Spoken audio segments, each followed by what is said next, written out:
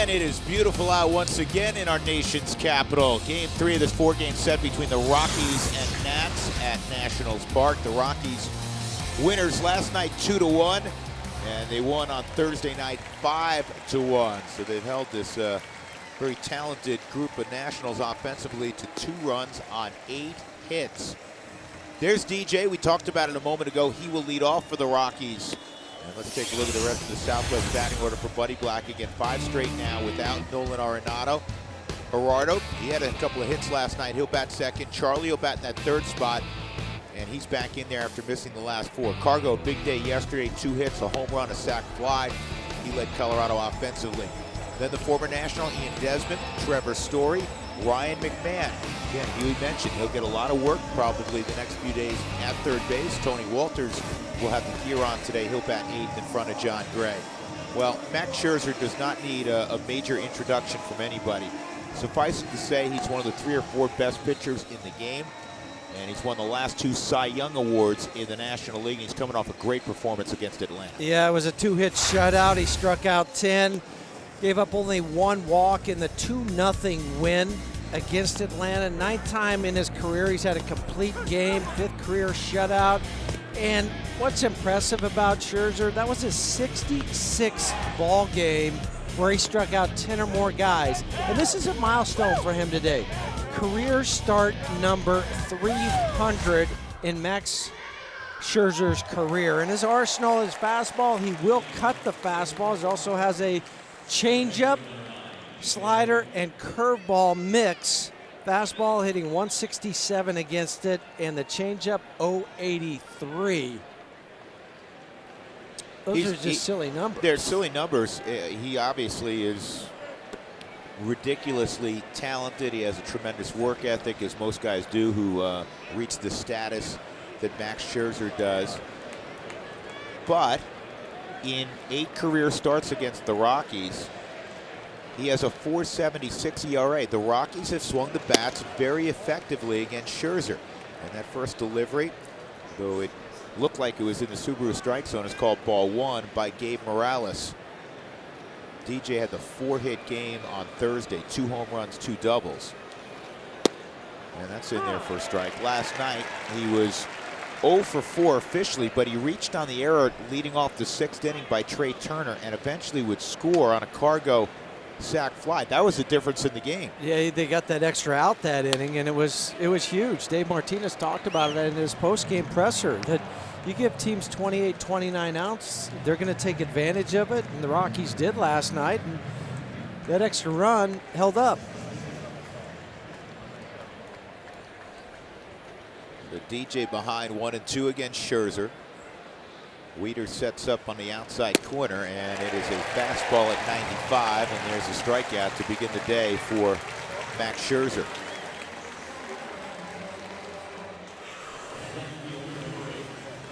Let's take a look at the defensive alignment brought to you by First Bank for the Washington Nationals. They have a number of changes. In fact, Moises Sierra in left field wasn't supposed to start. Brian Goodwin was. They have Matt Reynolds, who you see there. He's at 3rd base. And they have Zimmerman out of there at 1st base because Matt Adams is over there. Anthony Rendon had to come out of the ball game yesterday after fouling the ball off his foot. X-rays were negative for Rendon. 1-0 on Gerardo Parra. Gerardo's starting to heat up to 261 now is the batting average. He has 4 hits in the series.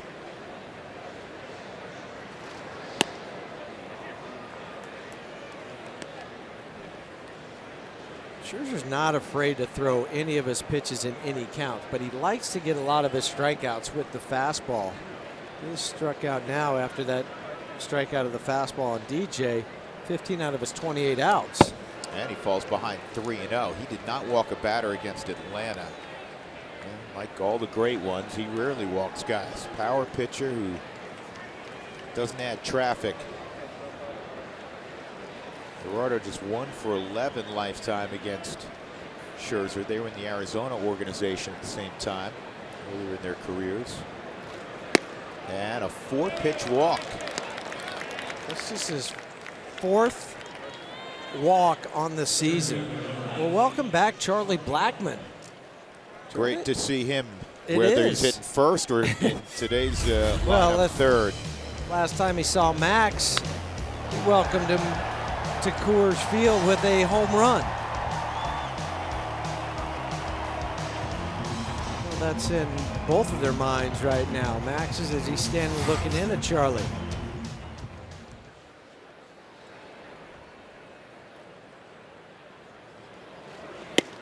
First pitch is a strike. Huey, at different times in your career, you came off the bench, and Charlie has not seen live pitching in basically 5 days now. Nolan was greatly concerned about that. That's why later today, when he's flying to Arizona, he's going to get at bats the next few days in extended spring training. It's different taking BP versus then rolling out and seeing Max Scherzer. Yeah, you don't get some soft tosser going out there. No, you get a guy that's a 3-time Cy Young Award winner. Well, here you go. Welcome back. Charlie does have success against Scherzer. 3 for 10. He owns a home run against him. Got back out here. Yeah, Scherzer just holding the baseball because Parra has been aggressive. But that's good for Charlie. When you feel like you're starting to lock up and you're not relaxed, you step out, you set the tempo sometimes. By the way, with DJ striking out, there goes Parra. He takes off, and this ball's clubbed high and deep right center field, way back, and gone. Welcome back, Chuck Nasty. No, I was completely wrong. You don't need any live at bats. That's the difference between him and me. I did, he doesn't. Newsflash, he's pretty good. Hey, you know what? We're going to miss Nolan for the next 5 days. Let's not poo-poo that fact. But when you can replace somebody like Nolan with a Charlie who's coming back after missing 4 days, and then he fills right in with a 2-run bomb to right field to put the Rockies ahead 2-0 against Scherzer, who we just chronicled about not giving up a run last start on the Subaru Supermode. Look at that back foot come off the ground so he gets everything through it. He's remarkable. He Inside is. on Cargo, ball 1. And this crowd is stunned as they're making their way still in through the gates. A 2-run home run, 3 batters in by Chuck Nasty. 1-1 on Cargo. I want to take the point you made a moment ago, Jeff, a step further. Come on, Carlito! You mentioned that Chuck steps in for Nolan, who's going to be down for 5 days in the 3-hole. How many teams can do that and have that kind of player? Well, how about DJ stepping in for Chuck at the top of the lineup? That's a great point, too. And the mix and match ability for Bud Black to have those guys. We saw DJ with the 4 hits the other night. The rest of the team that night had 5 hits combined. So he's doing his thing, and last night it was Cargo's turn. Cargo hit 4 tonight. He had the big bomb last night. And the big sac fly also with 1 out, that was right. huge. He was behind in the count. Sac fly to right. And Scherzer at 97 gets his second strikeout. That'll bring up Ian Desmond. This is 3 games in a row now that the Rockies have scored first in this series. On the year, when they do that, they're 7-2. Scoring first, a big thing. It works that way every year for virtually every team. And Desmond swings and misses.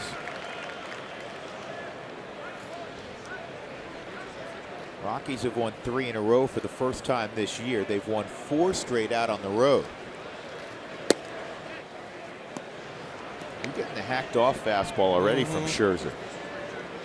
Remember the little cat and mouse game they were playing, he and Charlie. Charlie stepped out a couple times. Even that 3rd pitch right before it, or the 3rd time I should say, Max held the ball for a long time.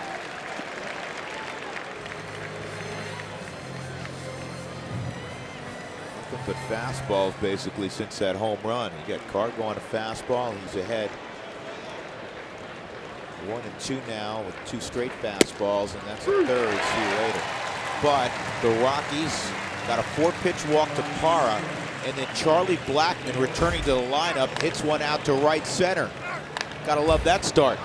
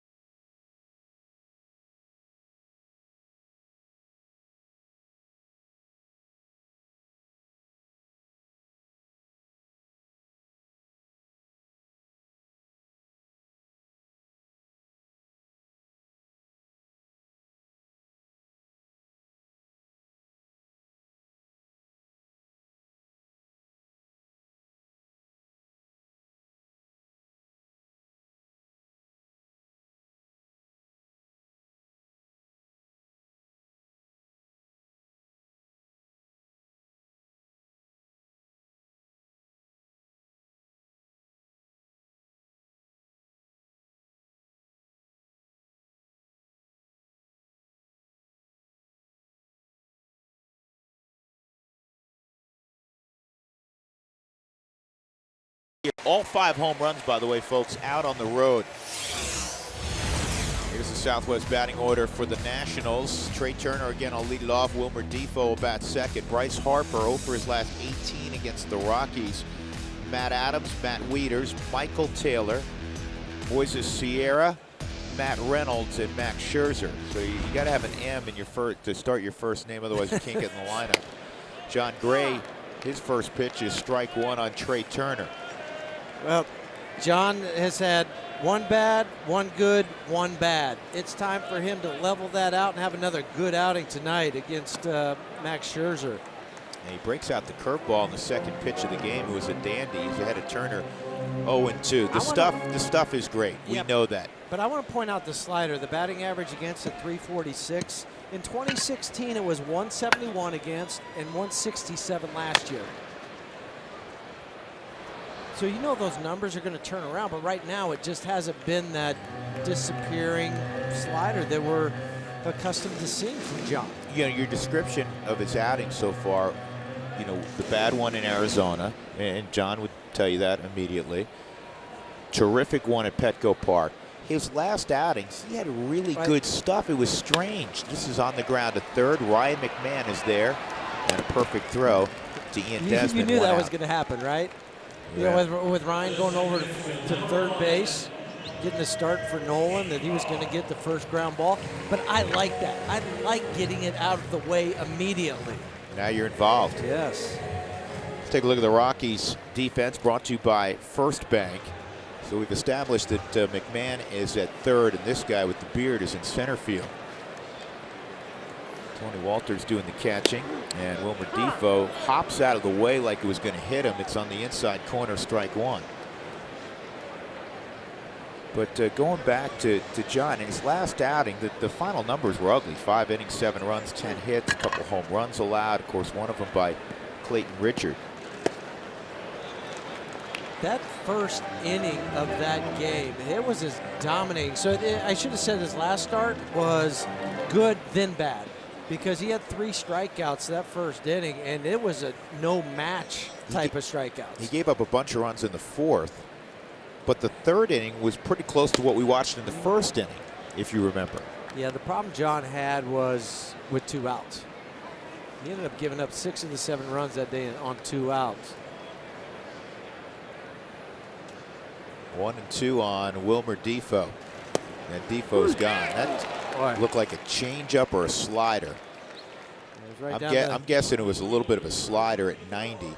And that is a strikeout. 2 gone. That'll bring up Bryce Harper. Well, John, back July 30th against Washington, he took the loss, but only gave up 3 earned runs, 99 pitches, just 1 walk, 8 strikeouts. He had a good outing. He did. But as I said, the Rockies lost 3-1. So he's been on this hill before, and I think you talk to a lot of pitchers, they like to say, oh, I at least know what the mound's going to be like when I hop out there. 96 on the black, that works. 0-1 on Bryce Harper. Bryce drove in the only run for the Nationals yesterday on a sac fly right around the left field line to Gerardo Parra.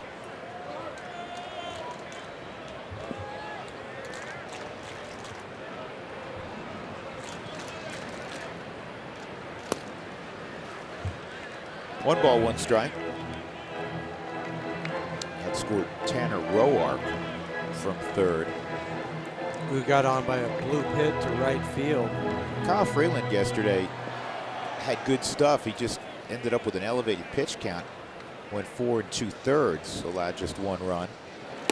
That's a good looking slider on the black. Look at those on the Subaru strike zone. I talked to Kyle today. He just said, man, they fouled off some of my pitches. I thought I threw a couple good changeups. They didn't swing at it. He still only gave up the 1 run. And the bullpen has been magnificent. Yesterday, well, you couldn't throw it any better than they threw it. 4 1/3, no runs, no hits. That'll work. 6 strikeouts, 1 walk. Well, that's why you spend the money in the offseason. For those types of games, the 2-1s, the 3-2s. Yeah, the lockdown 1-run games. They want to come up and in, and this ball's lined toward left center field. It's going to touch the gap and roll to the wall. So Harper breaks the 0 for 18 stretch against the Rockies with a 2-out double. 0 for 18, but he had been 0 for 19 in plate appearances, and that sacrifice fly that you alluded to. But for Bryce Harper, there's nobody on. He takes a pitch inside outside. Pretty strong swing. The wind, if there is a little bit, it's blowing out to that left center field gap once it gets high enough. 150 career doubles for Bryce. Yeah, and this is, again, another example. There's 2 outs. That's fine. Bryce Harper's a great player. One of the best in the game. We all know that. Put the inning down here and don't allow 2-out damage. Matt Adams at the plate. Good pitch. You live there, you're not going to get hurt. No, you're not. He's got arm side fastball to the lefties right now, and we did see the one inside the Defoe.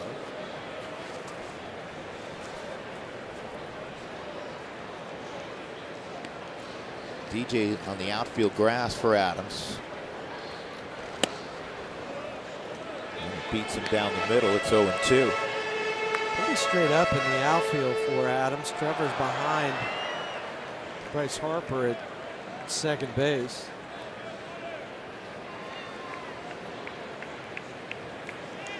Bottom of the first, 2-0 Colorado on a Charlie Blackmon 2-run home run on his first swing since returning. Here's the 0-2.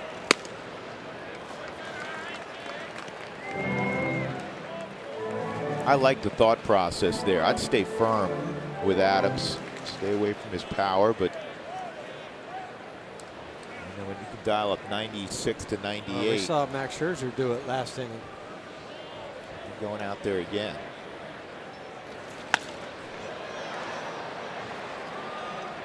McMahon will not have a play.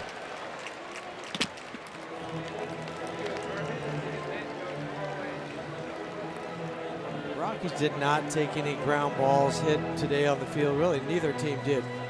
The only guy that was hitting early was Daniel Murphy. But Ryan, the last couple days, has been taking some ground balls over at third like he always does. So it's not like this field is unfamiliar to him in how it plays.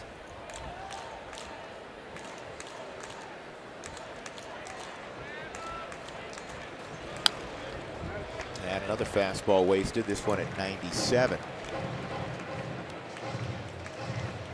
Adams last year traded early in the season when Freddie Freeman went down from St. Louis to Atlanta. He did a terrific job with the Braves, hit 19 home runs for the Braves, 20 overall last year, career best.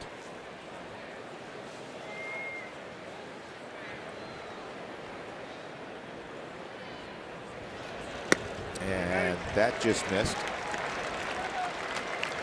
2-2. That's where Tony had set up. We were talking about pitches up in the zone last night on the broadcast, and that's what we mean by it, up by the hands. Sometimes you'll change the eye level and then go back downstairs after that. There you go, slider, and that's tipped foul.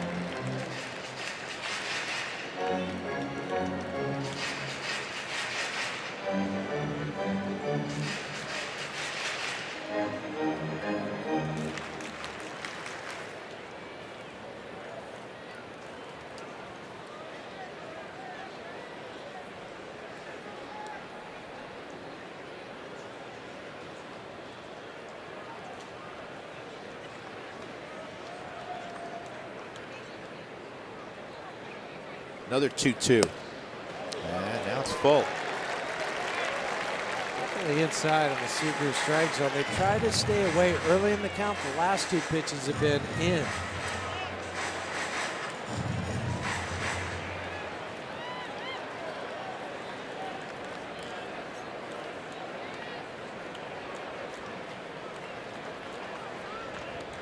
Harper at second. There's 2 outs. Well, they're going to go double digits in their battle here. Well, this pitch would be number 23. After getting a couple quick outs with Turner and Defoe. We even had 2 strikes on Bryce Harper.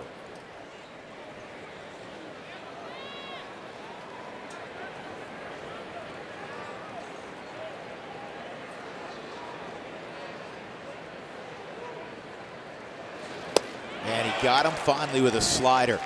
So a good pitch by John Gray. He wins the battle with Matt Adams. 2 strikeouts in the inning. Harper, who doubled, left at second. 2-0 Rockies.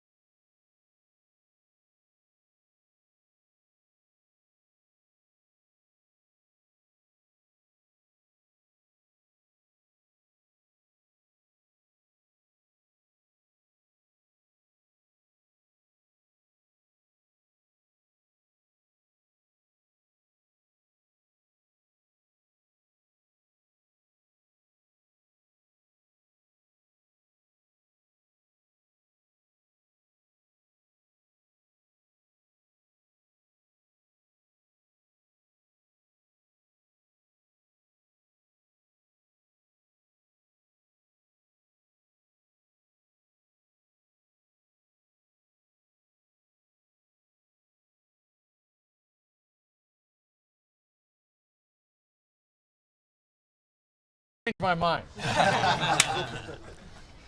you go. Score first.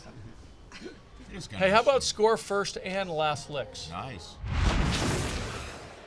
That For the Win is brought to you by Pizza Ranch, and I think right now Bud's saying let's score first with a home run. I think that's the best one. So thank you, Bud, for playing along today and scoring first. That is pulled foul by Trevor Story, leading off here in the second inning. Story, McMahon, Walters, 6, 7, and 8 against Max Scherzer. Parra walk, Charlie Blackmon a bomb to right center if you're late to the party. And the reason I asked him about last licks versus scoring first Goes back to a conversation that, well, I'll take it back a little further. I have this habit, gag of periodically, whether it's you or Spilly, right before the first pitch, say, hey, who won the toss, right? Right. Like it's a football game. Uh-huh. And so the other day, Spilly was upstairs, and he said, you know, it'd be really cool to do that. And I said, well, everybody would always hit last. He goes, maybe not. Maybe some teams would go, I want to hit first and get that first marker up there. And thus the conversation from there. And so we posed that question to Buddy Black. If you could look in a crystal ball, knew you were going to score first. At first, he said, I'd like the last licks. And he said, no, I think I'll score first. And now what he's saying is, if we're at home, I want both. Sure. Wants to be greedy. Yes. Story goes down. That's 3 straight strikeouts, 4 overall for Max Scherzer, and that'll bring up Ryan McMahon. Well, Max had come into the game with 27 strikeouts in just 20 innings.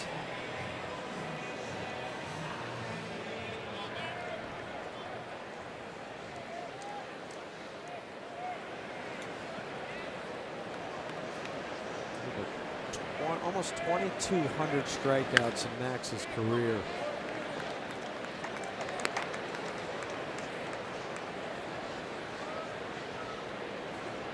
Ryan's still trying to find some footing. He's 1 for 20 here in the first 15 ball games. And that's upstairs. 1 ball, 1 strike. It's a tough guy to find footing against. Well, and I was just thinking too, and then tomorrow you got Strasburg to find some footing against. But the best thing about this, you clearly don't want to play without Nolan for 5 minutes, much less 5 games. But McMahon is going to put together, you would guess, 15 or 20 at bats over the next 5 days. And hopefully that will replicate what he was doing during spring training, where he could, and also what he's done ultimately, as you said, get some footing. Yeah, and also what he's done in the minor leagues, where he's strung those at bats together. This time, that is already the 5th strikeout by Scherzer. 3 swinging, 2 looking.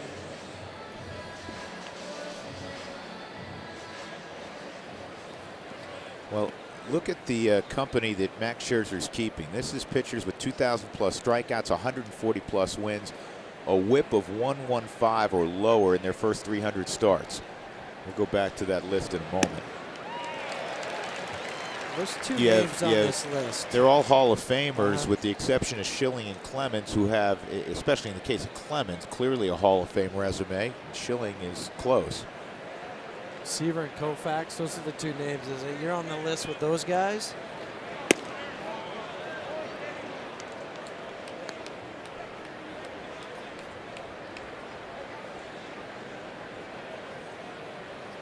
Don't forget, too, that Max was drafted by Arizona.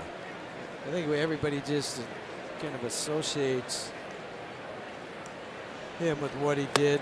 Oh, my, that's just unfair. Yep. The slider that made a left-hand turn way out of the strike zone, but initially it looks like a strike. You know, Scherzer, terrific years in Detroit. That's what I was going to say. Yeah, that's the team you really start to think about with Max Scherzer.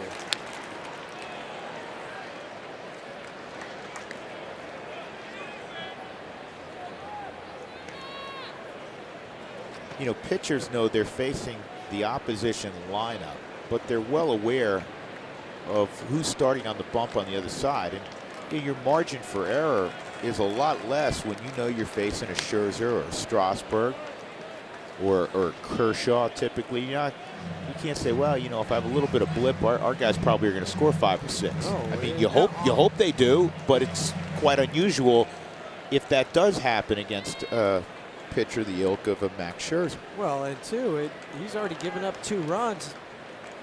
How many more is he going to give up?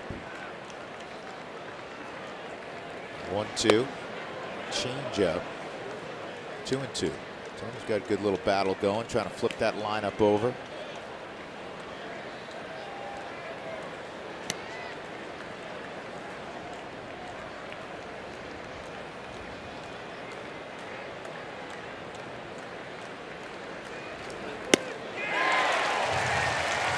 has struck out 5 in a row and 6 of the first 8. But the Rockies have a 2-0 lead on the Blackman 2-run homer.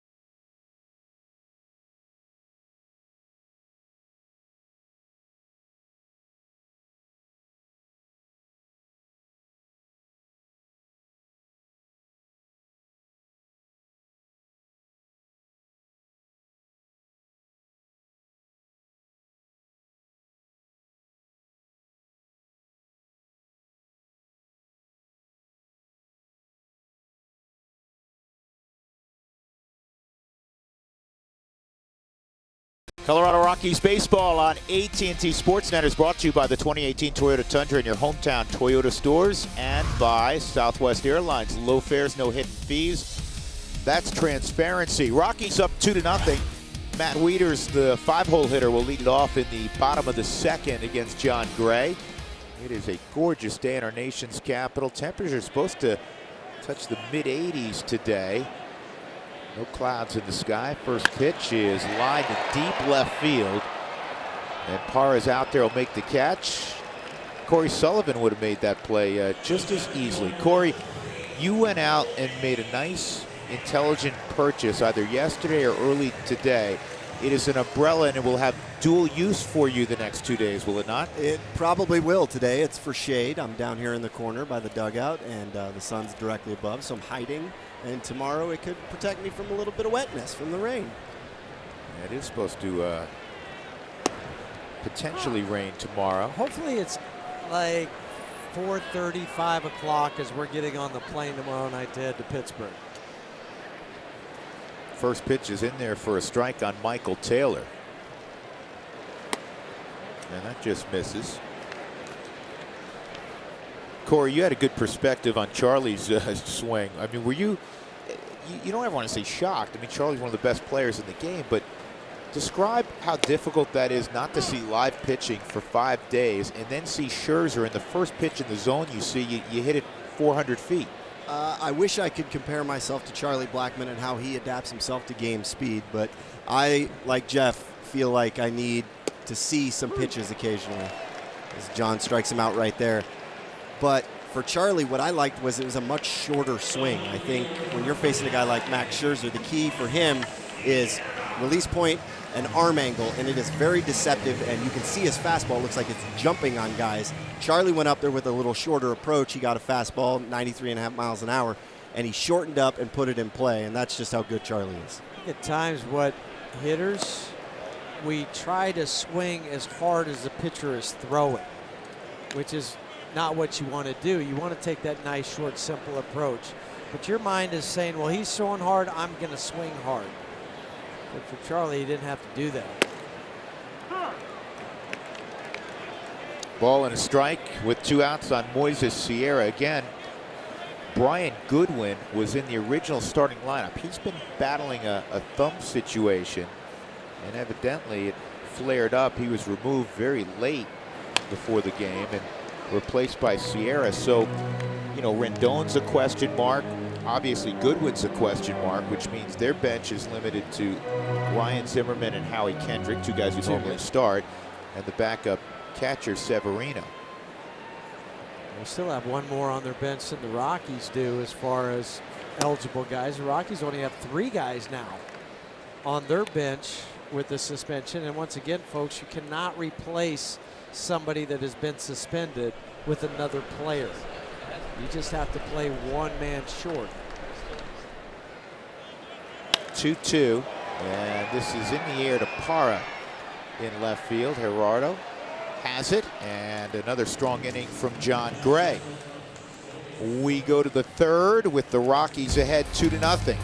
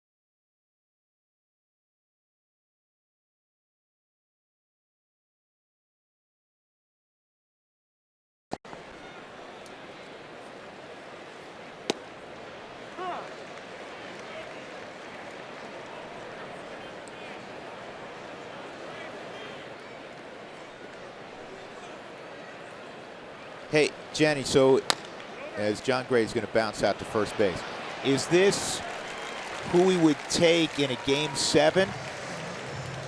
Because yeah, I mean, you have to nail it down, because we were having this discussion. I think it's a great little conversation. The only reason I wouldn't take Kershaw, if it's during the regular season, I'd take Kershaw, but his postseason there's always been that one inning. I'm not so sure I wouldn't take Corey Kluber. I'm looking at Chris Sale. Yeah, yeah. Yes.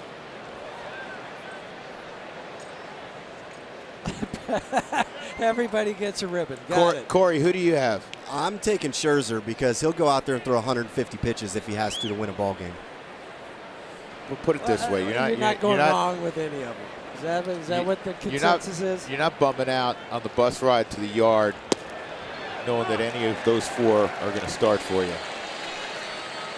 By the way, Corey is going to be he's going to be on an open mic, not like a comedian open mic, but he's going to do it. We hope not. Nobody wants that. I was going to say open mic night. Yeah, it's open mic day, so Corey's analyzing from field level, and DJ swings at a slider in the dirt. And that is the 7th strikeout already for Max Scherzer. 2 outs. That'll bring up Parra, who walked on 4 pitches. Drew, Huey, what I was talking about with Scherzer, with that deception of his release point and arm angle, I faced him a few times. I think I've got 3 or 4 at-bats against him. Is anything above your waist feels like he's throwing uphill. And it is really, really deceptive. His fastball explodes on you up there. His curveball and his slider seem like they're up to you, and it just handcuffs you as the hitter. This is popped to left, and coming in is Sierra. And that was a quick inning for Max Scherzer. But again, the Rockies have a 2-0 lead, middle of 3.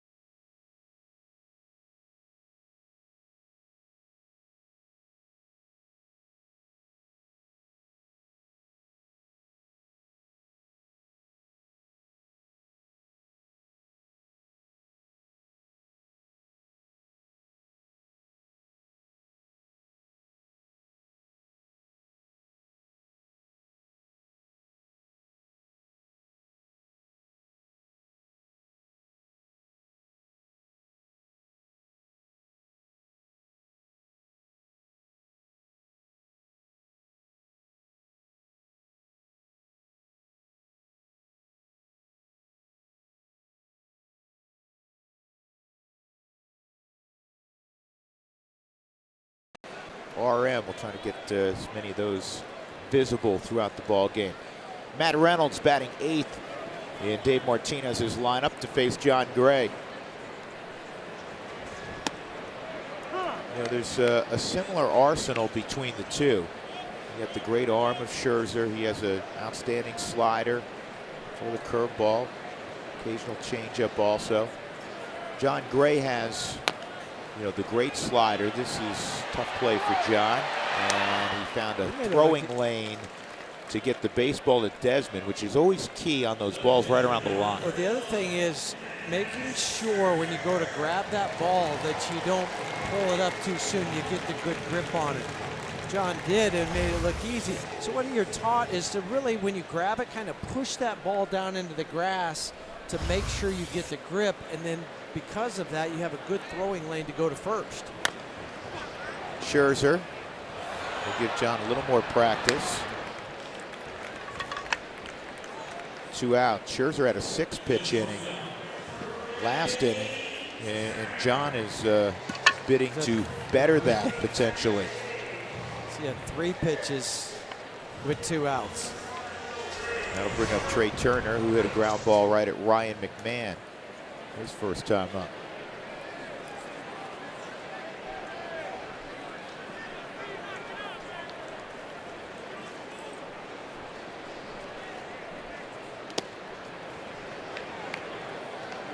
Guys, one of the things I think will be interesting with John Gray as well is that first time through the lineup, he really likes to attack with his fastball. And it'll be interesting to see if the Nationals make an adjustment where they go up there looking for that first pitch, and then counter move would be starting with sliders, mixing in the curveball. Hey, Corey, you couldn't receive that pitch. It was called a ball. You could not have received it any better than Tony Walters, who does such a great job, fellas, of working ground up. We always talk about infielders working ground up. Tony raising subtly that low pitch. He did it right there. Again, 2 borderline pitches. Unfortunately, he didn't get the call. But you can't stick him any better than that. No, and you saw Tony just a second ago shaking his head. No, like, where else do you want to go? You said it last night, Drew. You want to speed the game up, call strikes. You teach pitchers more often than not to work down in the zone. Well, and then he has to go. And then if you're not rewarded for it. Yeah. And I understand why that 3-0 is where it was. You just want to make sure you don't walk in, but when you start elevating the ball, you get hit. Tell you one more similarity as Turner fouls that off. between John Gray and Max Scherzer. And John is not in Max Scherzer's class. You can't put him in that class, look, just on accomplishment. But in terms of ability, power pitcher who does not walk people. John doesn't walk people. No, Max Scherzer doesn't walk people. Only 4 walks this year for John in 22 innings. Of course, the moment I say that, but in fairness to John, he had 2 pitches during that sequence. He's frustrated that were not called strikes. 2 outs, and that'll bring up Wilmer Defoe. And early in this baseball game, this is a big sequence right here. You got to get Defoe because Harper's on deck. Well, and I also look at the sequence that Trey Turner might try to steal a base the first 1 or 2 pitches. He's 5 out of 5, one of the fastest guys in the game.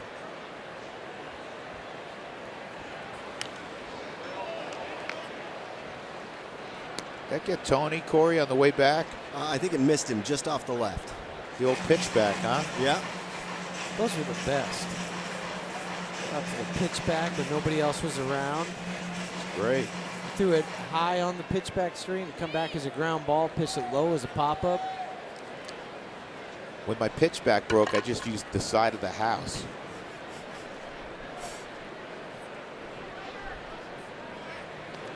Quick feed from John. Good hold, too. Now, Trey Turner wears that big oven mitt on his left hand. Protect the fingers.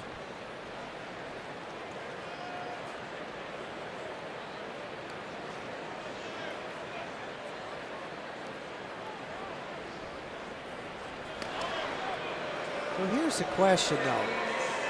He wears an oven mitt on his left hand, but not on his right hand. When he dives back to first, it's his right hand that's going into the bag. I know why he does it for second and third, because that's the hand that'll hit the bag first if you're trying to slide out and around. And that's a strike. 0-2. The thing with those oven mitts, too, in a way, I think they're kind of unfair. I mean, it's elongated his hand by probably 3 to 4 inches, and sliding back or sliding into second base, it gets there first. Great point. You know what, Corey? I never thought of that, man. That's a great point. That is absolutely right. And with obviously with replay, you check and see that, and if it's there, I mean, why not make it 2 or 3 inches longer? You know what you have to do? Steal one of those big "I'm number one" fingers. Go out there, and I said, no, this is, I know it looks weird, but this is just to protect my hand. My hand. Start your slide 50 feet away, you're safe. You're safe. Oh, wow. We're number one, and we're safe.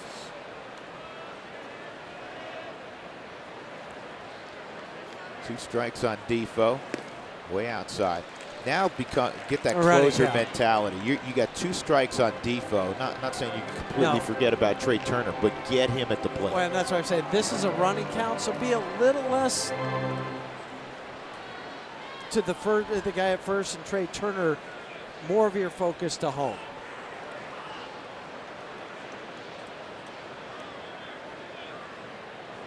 Not going, and this is fouled off.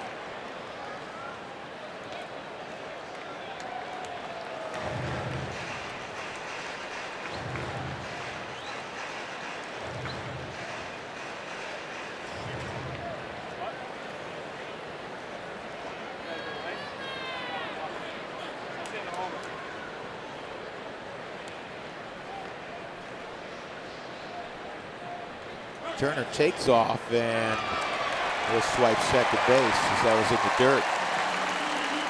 That is now his 6th stolen base for Turner, 6 for 6. 1-2 count, running count. We talk about it, we say it all the time. But he is an 84% stolen base guy in his young, early career. And that's why he wears the mitt. We saw that's because the left hand, as I was talking about and describing, that's the one that hits the bag first. And that's why he wears it, to protect the fingers. Boy, made up a great point. I think gets you there a couple blinks of an eye faster. Unfair advantage. What size oven mitt would you like, Mr. Turner? I'll take the triple XL. XXL. A couple of shortstops visiting.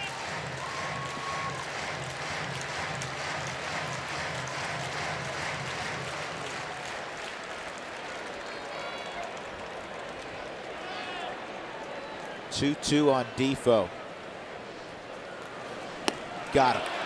So John with 2 outs traps Turner at second base. For John, that's his 4th strikeout. And we go to the 4th inning. The Rockies up 2-0.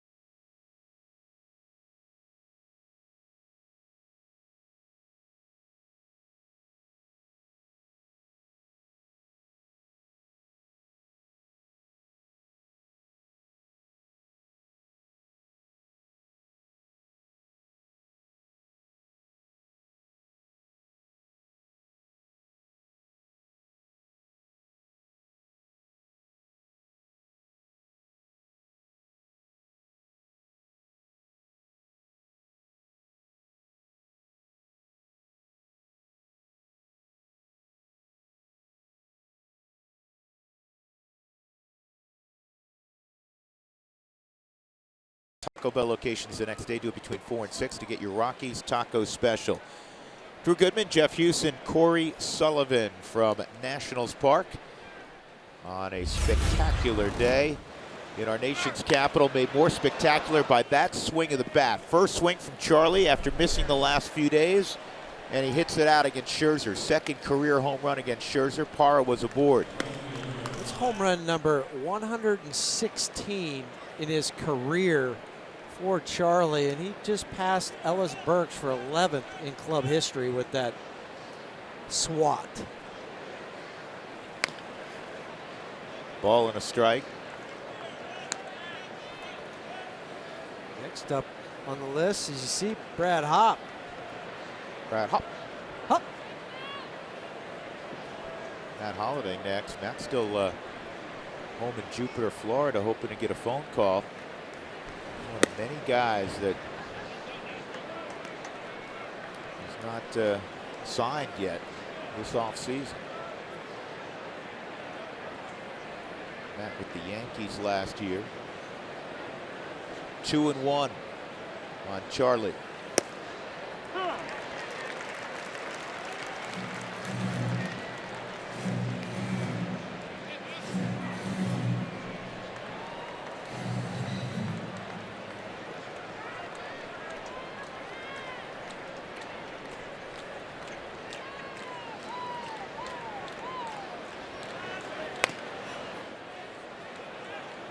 Scherzer's that old school windup where he brings the glove way over his head. All the pitchers used to do that. Then they got where they just leave it at their chest and just kind of twerk their body to get it into position. Max goes all the way over the top. 3-2, being rather cautious, understandably, with Blackman. Charlie, the only hit for the Rockies, the only hit for Washington, a double by Bryce Harper in the first. 3-2. That didn't feed him a fastball, and he got his 8th strikeout. That wasn't a slider because it was too hard. It was 89. That's his cut fastball, believe it or not. The slider will have the angle going down. That went more sideways.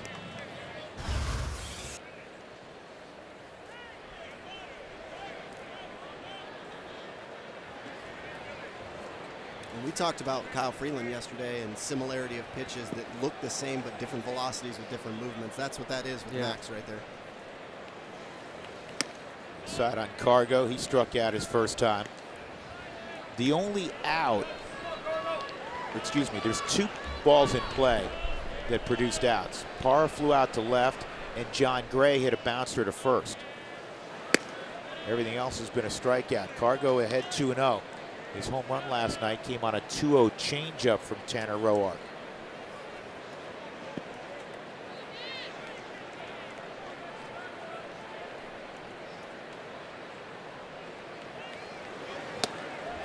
Now Cargo is in, as pitchers will say, in swing mode no matter what. And he got a slider that was well inside. 2-1. That home run for Cargo yesterday was his 83rd out on the road.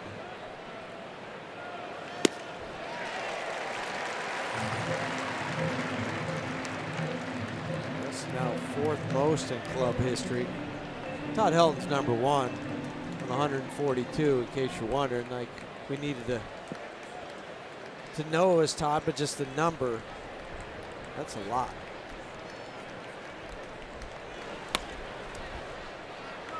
This is a flare to shallow center, going out, and making the catch is Trey Turner. 2 outs, that'll bring up Desmond. He was caught looking his first time up. Coors Field's a great place for group outings. Groups of 20 or more receive discounted pricing, scoreboard recognition, and other great benefits. Call today for more information to get your group on.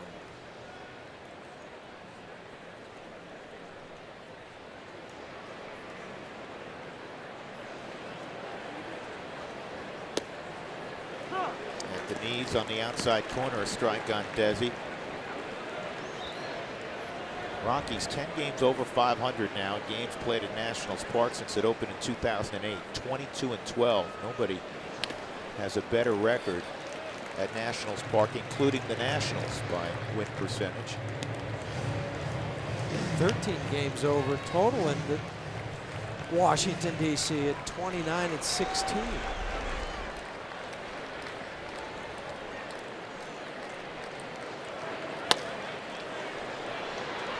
Turner. And it's a 1-2-3 inning. 11 in a row set down after the 2-run home run by Blackman. 2-0 Colorado, however.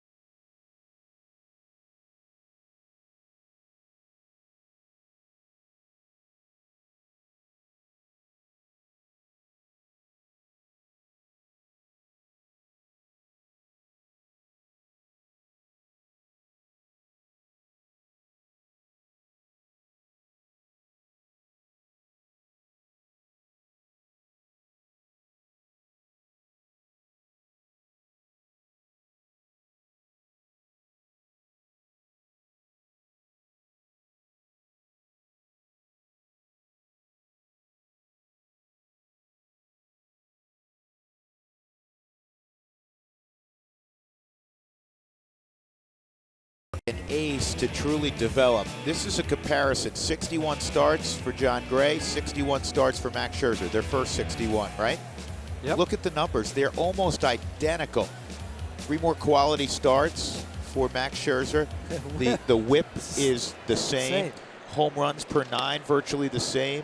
Strikeout to walk ratio, almost identical. In fact, it's better for John Gray. And the opposition OPS, 733 for Gray, 734 for Scherzer. It doesn't happen overnight, is the kind of thought and theme behind that graphic. First pitch strike on Bryce Harper.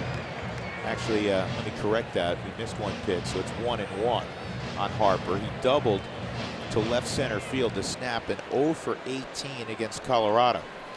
John Gray, age 26. Max Scherzer, age 33.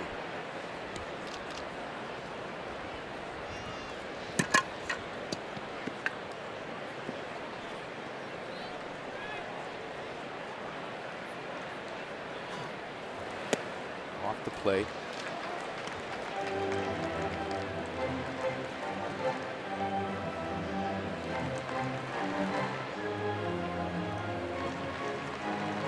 Both the Rockies and Nationals with, on paper, great lineups.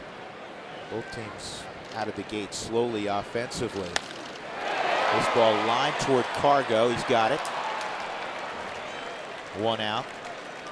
The difference of late is the Rockies, without scoring an abundance of runs, are winning baseball games, and the Nationals are not. It's back-to-back games for the Nationals that they have tied their season low in hits with just 4. You know, the Rockies are getting some timely hits. They're doing it, but they're still, what is it, 0 for 14 with runners in scoring position in the last few games. Charlie comes on. Great defense. Yeah, they're getting great defense. Parr's made a couple of great plays in the outfield. Desi had a really nice game 2 days ago at center field. Charlie a running catch there, 2 gone. I'll tell you something else about Washington. This is how dominant they have been. Again, last year captured the division in the East by 20 games, won 97 ball games in the regular season. They're 6-8, fellas, entering play today. The last time they were 2 games under 500 was early May of 2015. Matt Wieters at the plate. And that misses ball 1. They didn't have much competition last year in their division. They'll have more this year. The Mets are off to the best start in their history. They're at 11-1. In fact, they have the best record in baseball. Frazier with a couple of home runs last night.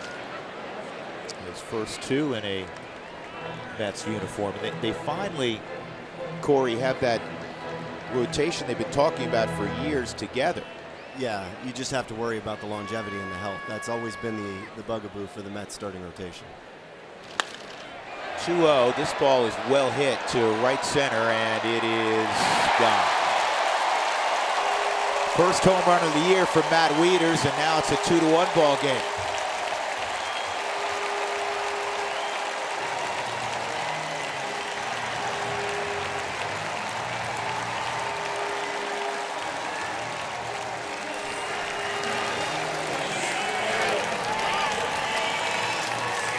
Veteran Wieters, he was going to get a pitch after being behind 2-0. He did not miss that one. Corey and I were riding the bus over together today, and Corey made the comment to me. He goes, I just have a feeling it's going to be a day, if the ball gets elevated at all, that it's going to go out, because he's played here before. He knows the temperature and what the ball does. So you gotta know that. And a little wind down there too, isn't there, Corey? Yeah, we noticed it on day 1. The wind pushing the ball from the infield to the outfield, specifically from right field to left field. And when it gets above 80 degrees here, it's just another one of those ballparks that is specifically to right center field, where both balls have been hit. The ball can really, really fly. One more look on the Subaru Supermo 4-seam fastball on that uppercut swing of Matt Wieters that has produced 128 home runs in his career. This ball's hit to deep center, but Charlie will retreat and make the catch. That ends the inning. So Taylor flies out. We'll go to the 5th inning. The Rockies 2, and the Nationals on the board.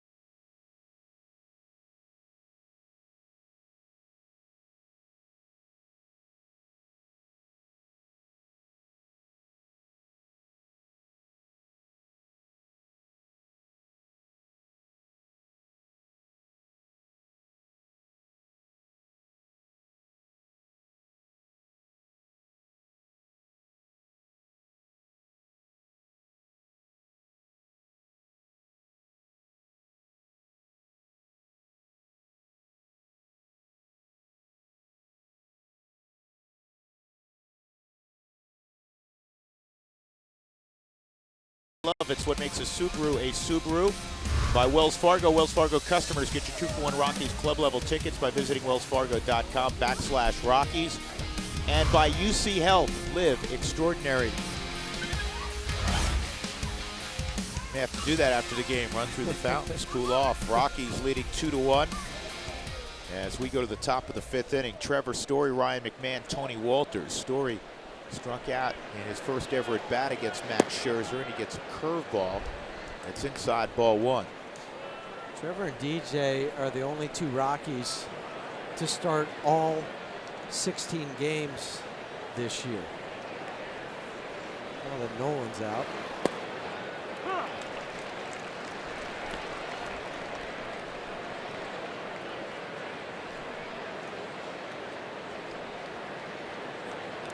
David John LeMahieu. Good baseball player. Yeah, he is. 2-1.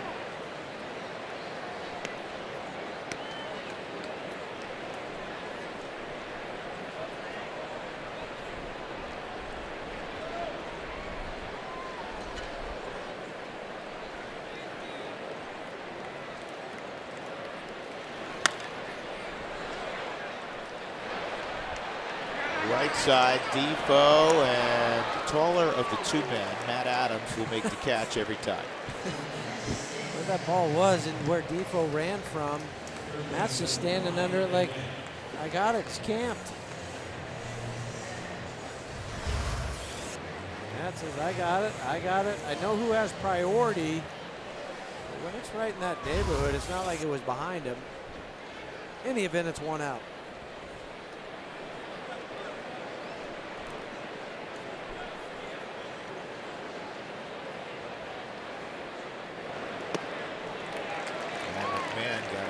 Wicked breaking ball. 0-1.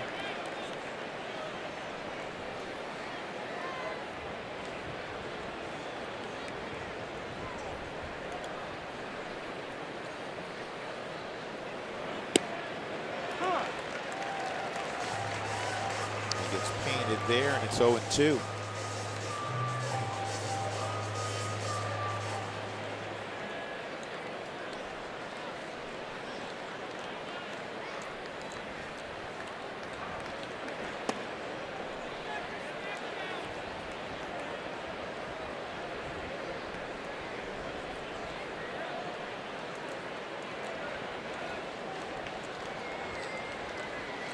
No telling what you'll get here if you're Ryan. I think something that's important for Ryan McMahon as he moves forward and gets regular bats is learning how to switch from the bench role to the game at bats where you're settling into them instead of going up there trying to be more aggressive. It's difficult for young players, but as he gets in more at bats, he'll learn it. And we say it all the time, Corey, that guys that come up, they're everyday players in the minor leagues, so they're not used to that bench role. And then, so they switch to that role, and then it's back to this. So with the games under your belt, you got that experience to be able to do that. Yeah, and I think timing is key. As you know, Huey, when you get in there and you're pinch hitting and you're trying to go up there and ambush a fastball, that's one thing. But when you're going in and you're facing Max Scherzer, you've got to be able to get that timing, so you want to see some pitches. Game within the game. Another 2-2. And he's worked it 3-2.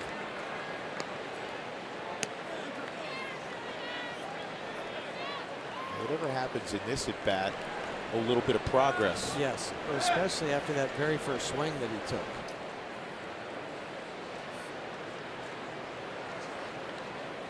Three-two.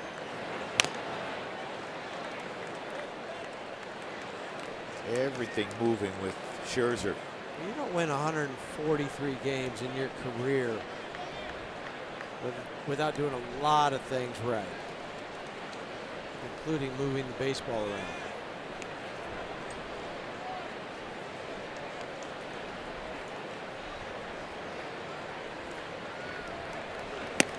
And with straight heat, he strikes out Ryan McMahon, his 9th strikeout.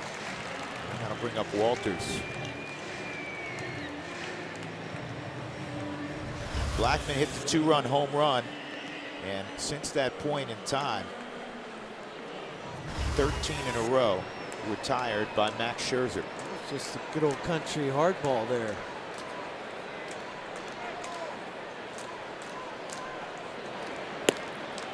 Curveball's high and away.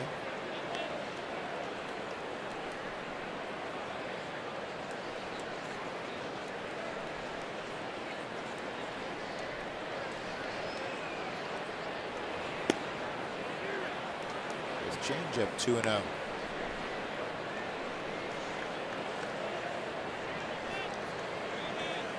Sell out for the fastball, Corey? Absolutely, Yeah. but you can't try and overswing against Max. You've got it gap to gap. You think it doubles in the gap. Good eye. Because if you're selling out for a fastball, you see a fastball, more than likely you're going to swing, even if it's not a strike, but close enough, and good for Tony to take it.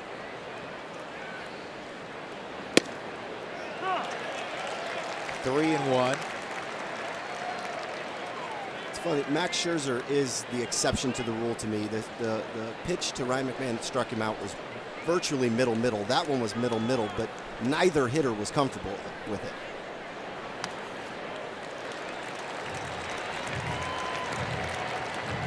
We always say if you're it doesn't matter if you throw 99 or 100, if you're missing in the middle of the plate, and it seems like for Scherzer, whether it's 95 or 97, it just seems 2 to 3 miles an hour harder every single time. Well, the swings look like that. 3-2. Tony wastes that.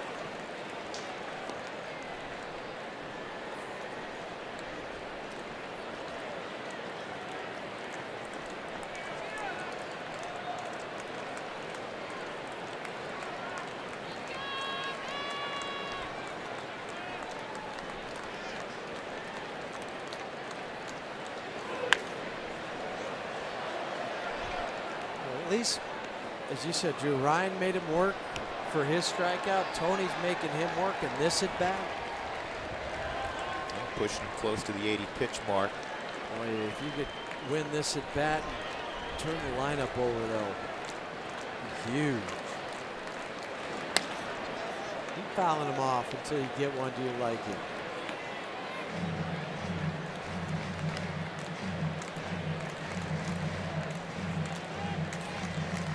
Love Buddy Black in pregame media session. There was a reporter who's based here in Washington, and he was asking Buddy for commentary on Max Scherzer. Here's the 3-2. And Buddy gave all the obligatory applaud it. He certainly meant it with Max Scherzer. But then he finished with, he goes, we're going to be ready to go also. Rockies lead 2-1.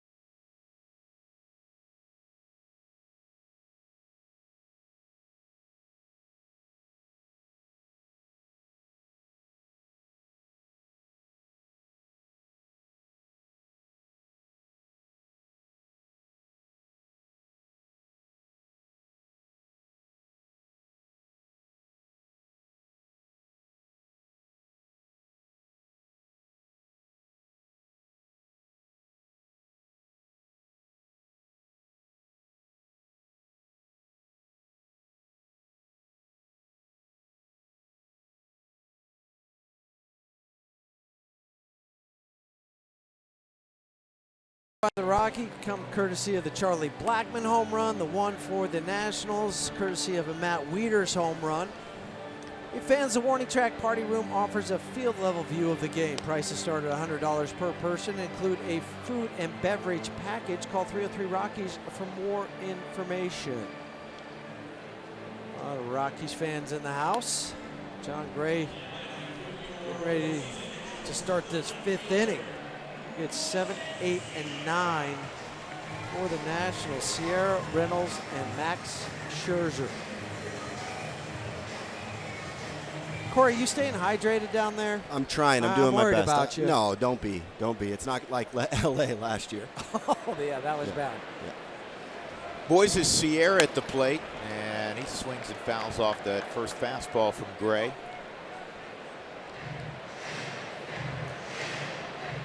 27 runs coming in over the previous 10 ball games for Washington. The Rockies came into the ball game hitting just .228 as a club. You know those numbers are going to flip around, and the good news we keep pointing out is the Rockies are over 500 at 8-7 as we check in on the umbrellaed one.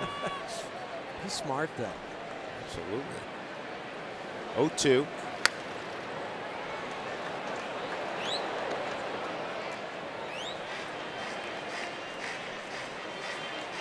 Sierra played a lot of games down in the minor leagues, just 6 shy of 1,000. Also played in over 300 Dominican League games. Hey, there's a strikeout for John.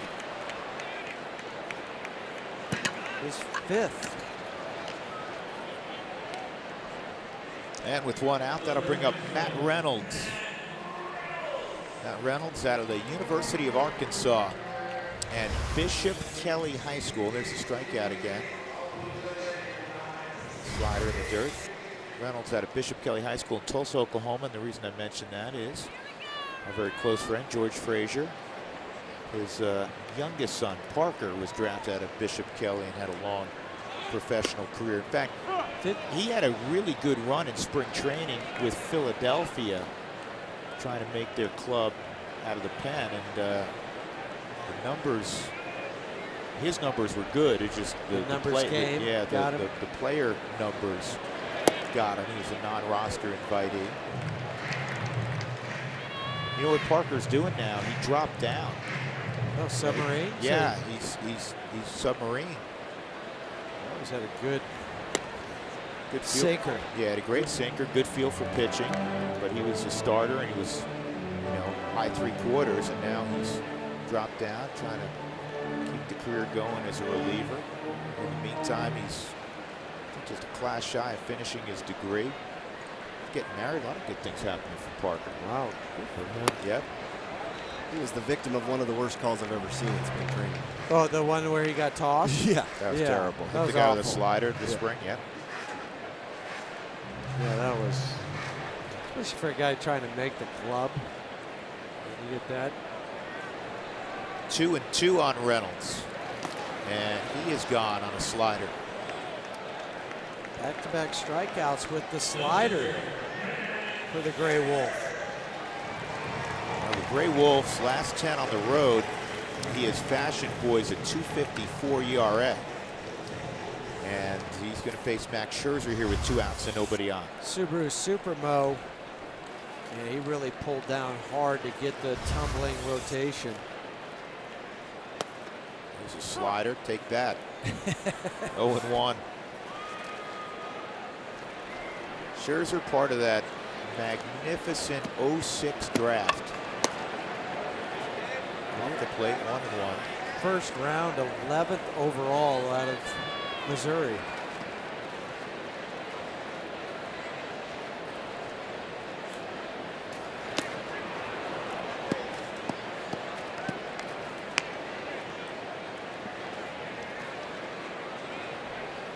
That was the one with one Kershaw and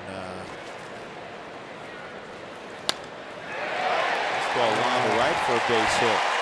Cargo's going to try to throw him out. And this one gets by, and now Scherzer in the scoring position. Tony didn't expect to try to back up Desmond. Little And late it's going to be a throwing error on Cargo. which is too bad. Last night, Roark with the base hit. That was a bloop. This one was hit pretty hard. Desi tried to stay on the bag and scoop it. But then Tony didn't quite get over behind, and then it kicks around and just works that wall, allowing Scherzer to make it to second. First error of the year on Cargo, just the 14th error.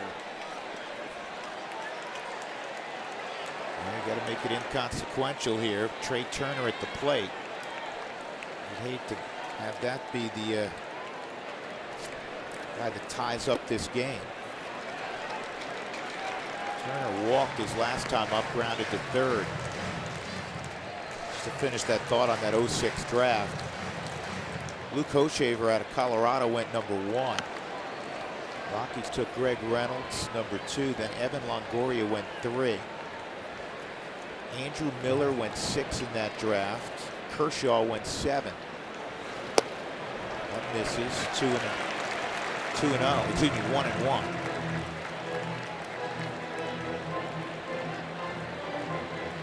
And then Lincecum went 10.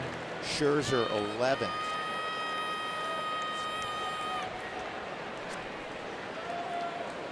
Ian Kennedy was in the first round of that draft. 1-2. That was definitely a strike on the Subaru strike zone. It was up and in, and Turner was backing out. Glared at Gabe Morales. John has him set up after that one to throw the slider, which he struck the previous couple guys out in Sierra and Reynolds. Big pitch here, 1-2. How did he not swing at it? 2-2. Well, he did throw it too. Last thought on that 06 draft, you know who the final pick in the first round was? St. Louis Cardinals, 30th pick, Adam Ottavino.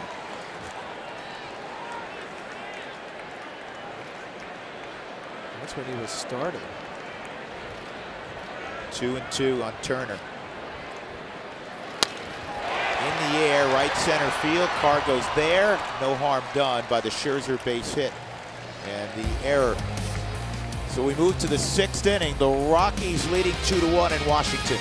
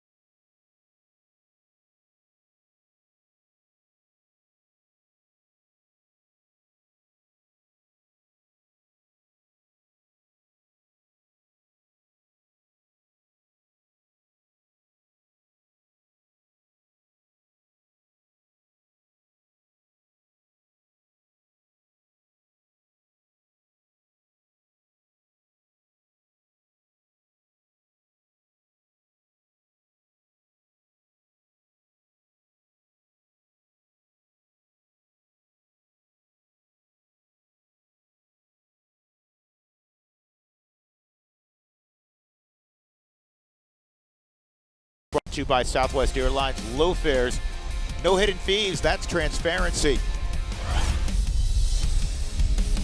Game cruising along. The Rockies, a 2-1 lead. They got their 2 in the first inning. A Parra walk and a 2-run home run from Charlie Blackmon. Fresh off of missing the last 4 games with that right quad tightness. Hit it out to right center field. Since that swing of the bat, there's been 14 in a row set down by Max Scherzer. It'll be Gray, LeMahieu, and Parra here in the 6th. And if you're wondering why we're still waiting for Max Scherzer, what baseball has done, I know they're trying to speed everything up and they put the clock out there, but what they'll do is if the pitcher has been running the bases like Scherzer just was, that they give him a little bit more time after he gets back to the dugout. So the clock will stop in between, or start in between innings. It might get down to 30 seconds, but then when he goes out onto the mound, it reverts back to 2 minutes. So they allow him to kind of catch his breath, which I think is a good thing. And it's not just for Scherzer, it's for all pitchers that have to end up running the bases, in case you're wondering. Because I've had a couple people ask me, well, the clock should have already started. They should have made him pitch by now. But baseball is just being... That's the way it should be. He right. was just on the base pass. Right. But I've had some people say, well, that's not fair. I said, why are they doing it that way? Don't they want to speed up the game? Well, that's why. 1-0 on Gray. He bounced to first back in the 3rd inning. He's got a 2-0 count. We'll have a meeting at the mound. This is so rare these days. Matt Wieters going out. Saying, you okay? You ran the bases. You have your breath. You good? And honestly, I think that was exactly what that conversation was about. Because he ran hard after the air to second base. Then that ball was hit, and he was running hard around 3rd. He dropped down a little bit more there and buried the fastball in the middle of the plate. 2-1.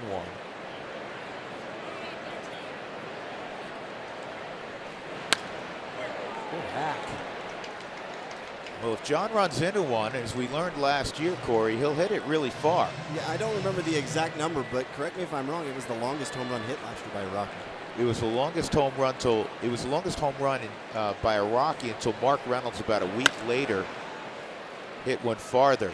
He hit it 467 feet, and then I think Mark went about 470 something on a home run. But it was one of the 3 or 4 longest hit all last year. 1 out. John put it in play twice, which is a major victory today. Two of the 3 ground ball outs have come off the bat of John. Here's LeMahieu, who came into the ballgame 3 for 3 lifetime against Scherzer. He has struck out swinging twice.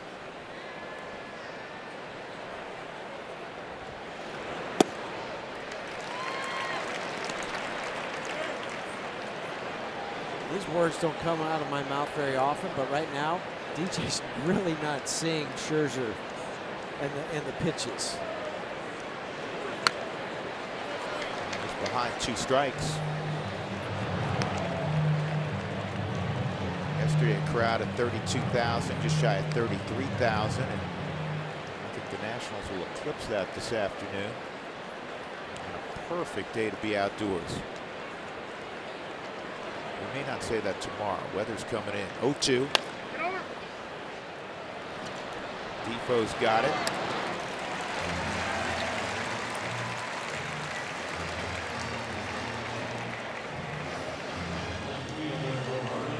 Guess what today is? Somebody's birthday. It is somebody's birthday. It's happy first birthday to Aaliyah Parra. I told you that she had a birthday coming up Saturday, and this is how they started Aaliyah's day today. How cool is that? That is adorable. She's beautiful. And I'll tell you what, that is one proud papa, Gerardo. He lays down a bunt, and it's caught in the air by Matt Reynolds. To the bottom of the 6th we move. 2-1 Colorado.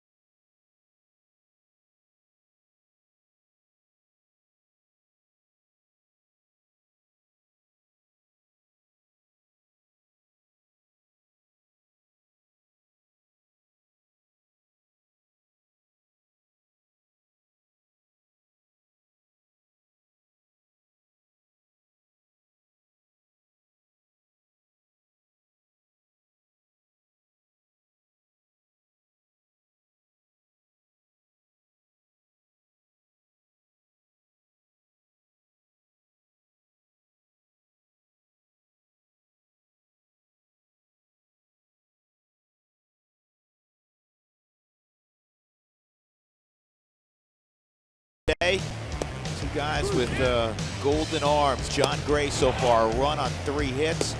He has struck out 6, walked only 1, 77 pitches as he gets ready to go in the 6th inning. Most importantly, his club leads 2-1. It'll be Defoe, Harper, Adams, 2, 3, and 4 in this most important 6th inning. Curveball, strike 1.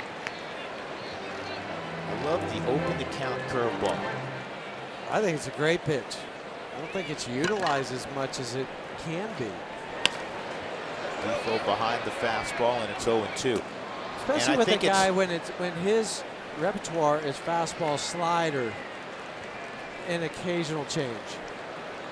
Think about when Kyle Freeland is comfortable enough with that curveball where it becomes a big part of his arsenal, or a bigger part of his arsenal, where he can open up counts with that. Defoe behind in the count, lines a single to left, so the tying run aboard with speed, leading off here in the 6th. Just flip that out to left field. John's worked ahead all game long. 15 of the first 20 guys he's faced, first pitch strikes. The only guy that's really hit it hard against him in both at-bats was Bryce Harper. Of course, Wieters has the home run. And I should say Wieters also lined out to left. It's those two guys. Harper double to left center and a line drive at Cargo in right. And he takes a fastball for strike 1.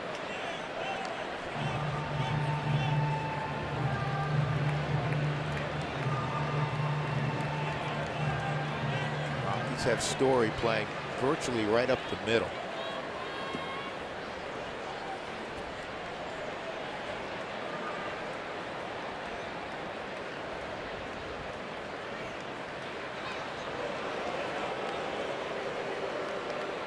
Let me correct that. It's Ryan McMahon who's playing over there.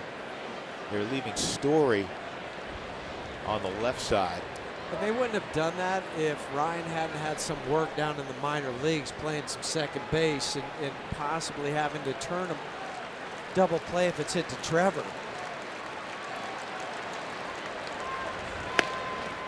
Here's a snap throw. Good swipe tag by Desmond. Not sure he got the glove back deep enough to the runner. I think when he tried that tag, that swipe tag, he got more of the base. Because it's just a feel of trying to anticipate where he goes. And as a base runner, you're always taught to go back. Look how wide out Defoe is just to catch that far corner. 1-1 on Harper. Talking to Desmond yesterday about, playing multiple positions and, what his favorite spot is. I think when you grew up a shortstop and played shortstop for such a long period of time as he did, an all-star here at that spot in Washington, he'll always feel like a shortstop. He acknowledged that. He said, but I'm having fun at first. He had fun playing center field here the last couple of days. Harper, line drive over the head of McMahon. Defoe's going to go first to third. And there's nobody out.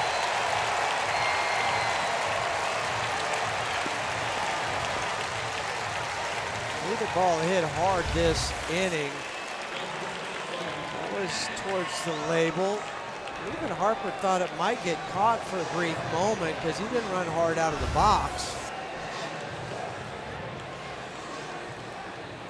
Nonetheless, it's still first and third, nobody out. Buddy's coming out to converse with Gray. You have Adams, who has struck out and lined out to center, followed by Wieters. This is more of a pep talk type of meeting between Buddy and John. Okay? So you still have a chance to get out of this inning. I know it's first and third, nobody out. But you got some guys with holes in their swing. They'll take big swings, but you can also punch them out.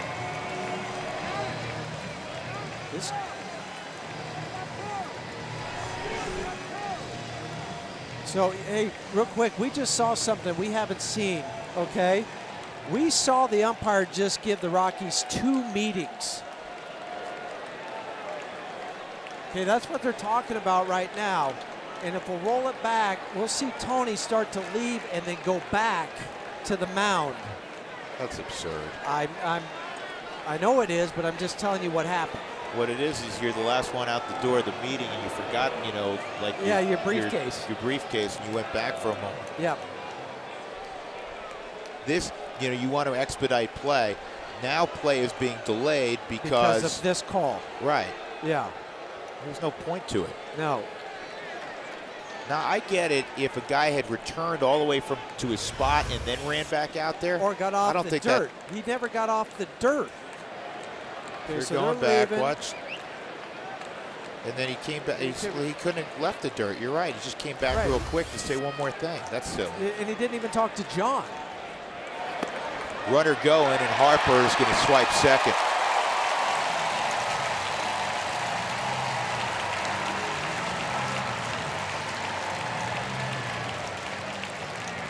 Second stolen base for Harper.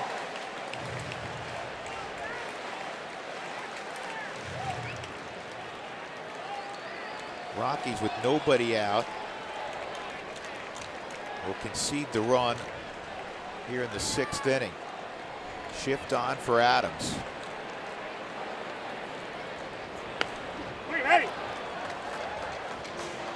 This is where John's going to earn his game check here in this 6th inning. He's got to let it all air out here.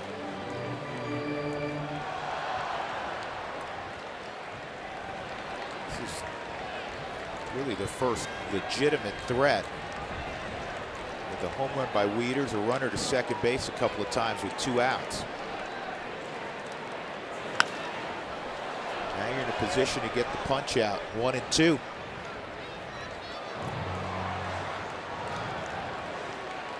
This 3rd inning, or sorry, Huey, this 6th inning, 3rd time through the lineup, has really been the hardest part of the season for John Gray. He struggled with some hard contact, but anytime he makes it through the 6th inning, the Rockies are virtually unbeatable. With the lead after 6 innings, they're unbeatable this year. They're 6-0. 1-2. This is popped up on the infield. Desmond collides with McMahon. 1 out. And then he immediately called timeout. Smart move from Desi. And this is a hard ball. I know people are saying, well, wait till it. Ryan's calling it. Ian's calling it at the same exact time. You've got some wind. You've got 30,000 people in the stands. Everybody's calling for it, so you really don't hear it. And as you said earlier, and Corey said, the wind swirling, so that noise gets distorted. Rockies stay back. 1 out. Wieters, hard contact twice. Line drive to left and a home run to center. Time was called. A balk? No. Time was called by Tony is what he was trying to say. Defoe started coming home. Well, Defoe gave the false break at 3rd. Huey, from an infielder's perspective, obviously McMahon's well off the line, but you have to keep in some contact with that bag because you don't want Defoe to steal home. Either steal home or just be able to score even if the ball got 4 or 5 feet away from Tony. Wieters with a base hit. Here comes the tying run. Harper will stop at 3rd. So Matt Wieters, who is hitting 100 coming into the contest, has a home run and an RBI single, and it's 2-2 here in the 6th. That ball tailed away from Wieters, and he went with it. The 2 balls he's hit today, both come on fastballs, both about mid-thigh.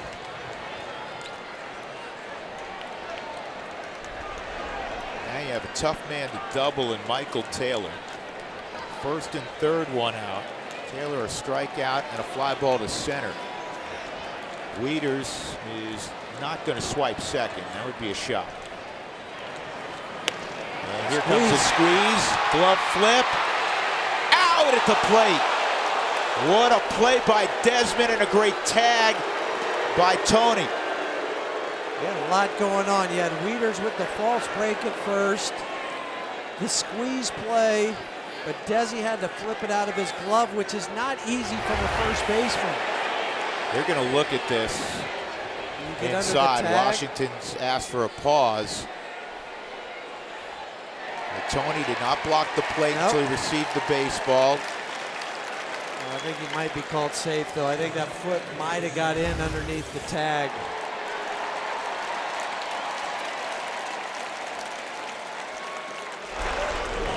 That was a safety squeeze because Harper didn't take off immediately. He waited till that bunt got down. Just watch the foot. It's on the bag, or on the plate, excuse me.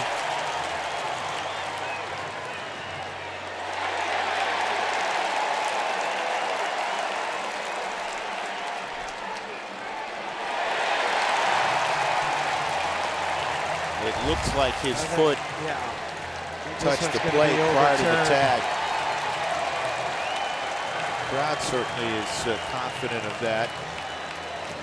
It was a good slide by Harper in that a lot of times guys slide and their lead leg is off the ground. He made sure he extended the toe so it was on the dirt and thus touched the plate immediately as he got in that neighborhood.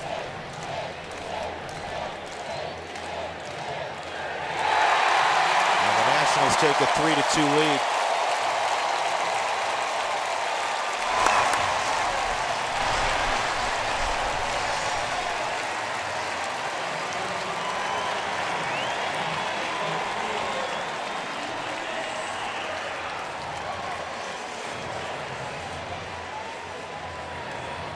Perfect execution by Taylor and great execution by Desmond on the glove flip.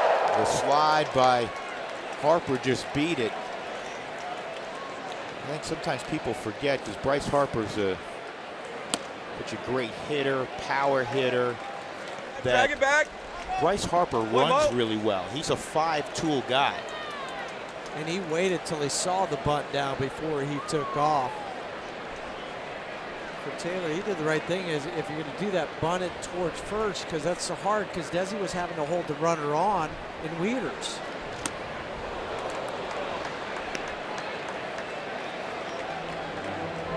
One ball, one strike on Moises Sierra.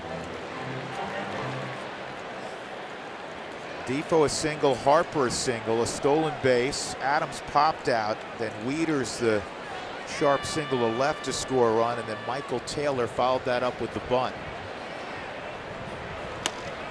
That's a foul tip, 1-2. 3 runs, 6 hits for Washington. 2 runs on just 1 hit the first inning, 2-run home run by Blackman.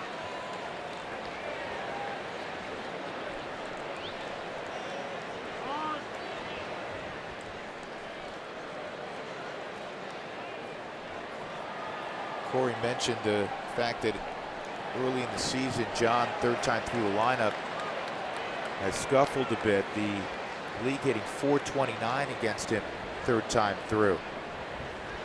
And right now they're 3 for 5 3rd time through this afternoon. Now this situation for John becomes locking down this inning, giving the Rockies an opportunity to still be in the ballgame. Yep. Keep it a 1-run game.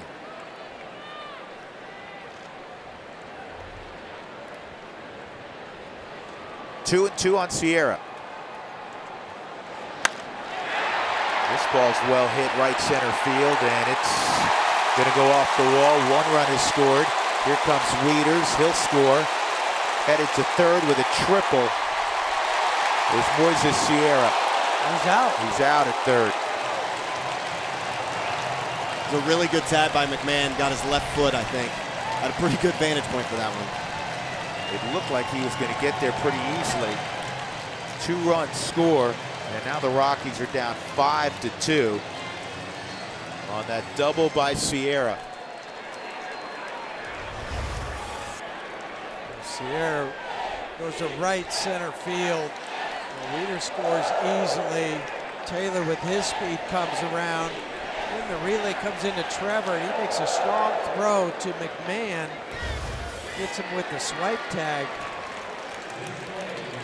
Originally called out. Now they're going to go review this one.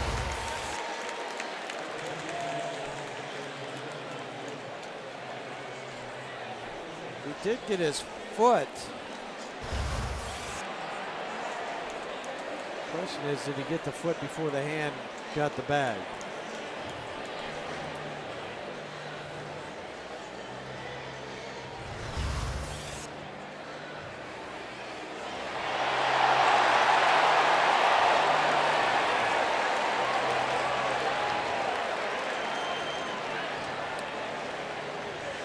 Did get the back of the spikes. Question is, was that left hand on the bag? And he thought he would. Is there enough to overturn that?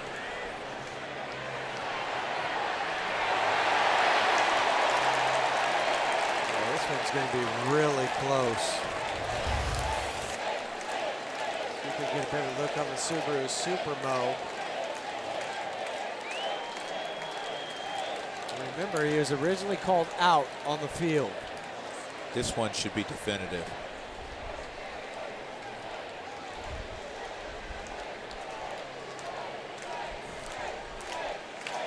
That might be as close as I could ever see a play. That's why I said it has to go back to that he was called out. And there he is. So it'll go as a double and 2 ribbies. Sierra the second out.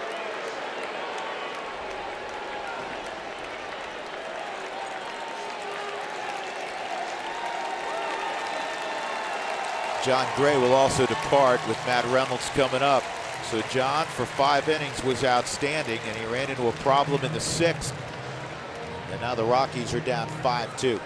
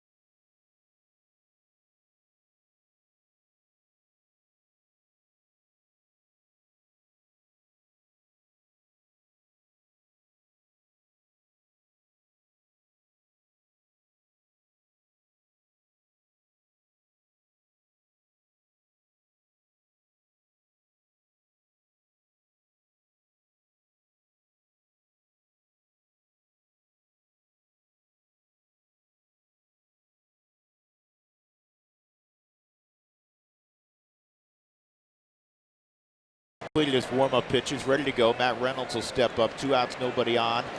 4 runs in for the Nationals here in the 6th inning. It'll be the 5th appearance for Senzatella, designated long man to begin the season for Colorado.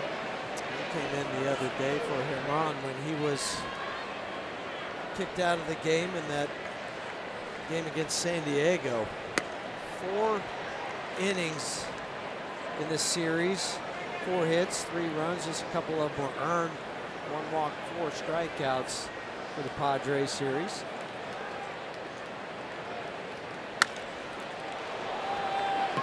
Shallow center field, Blackman coming, and DJ battling the sun makes the catch. 4 runs in the inning on 4 hits. There was also a squeezed bunt. Rockies down 3.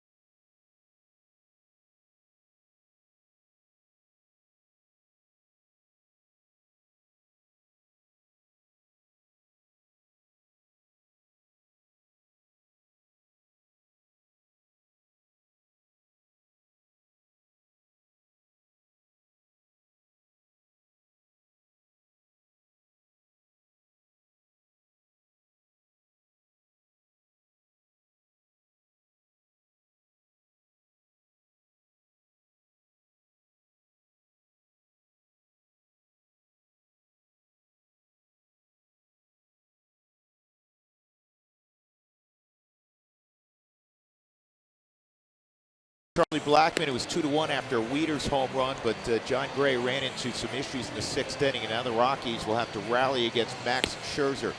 A reminder, if you missed it, Nolan Arenado has dropped his appeal with Major League Baseball. He began serving the 5-game suspension today. In fact, he's going to fly back to Arizona, where he makes his offseason home, and more importantly, the Rockies' spring training complex and extended spring is going on, so he'll get work there over the next few days, and he'll rejoin the club after an off day Thursday when they open up a 3-game set at Coors Field against Chicago. If you're wondering about Gerardo Parra, you can't have 2 guys suspended at the same time. So Parra, in all likelihood, this is not official, when Nolan comes back, will probably begin serving his suspension at that point in time.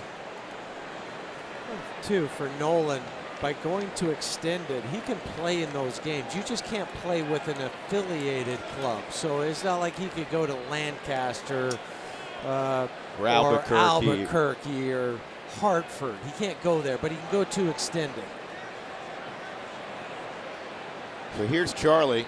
The Rockies have not had a base runner since he hit that 2-run home run in the 1st. Followed a 4-pitch walk to Gerardo Parra. Basically, if you eliminate that, Max Scherzer's been perfect today. 17 straight retired by Scherzer. That's why, and Corey pointed it out, after the squeeze, it was 3-2. Okay. Not good, but not the end of the world. You had to find a way, if you were John, to keep it a 1-run game. And unfortunately, he could not. Sierra, who wasn't in the original starting lineup, hit the booming double to right center field to score 2. And now the Rockies are down 3 against a guy who, I need not tell you, doesn't give up much. And now that is the 67th time in Max Scherzer's career that he's had 10 or more strikeouts in a game. That's 11th most in Major League history.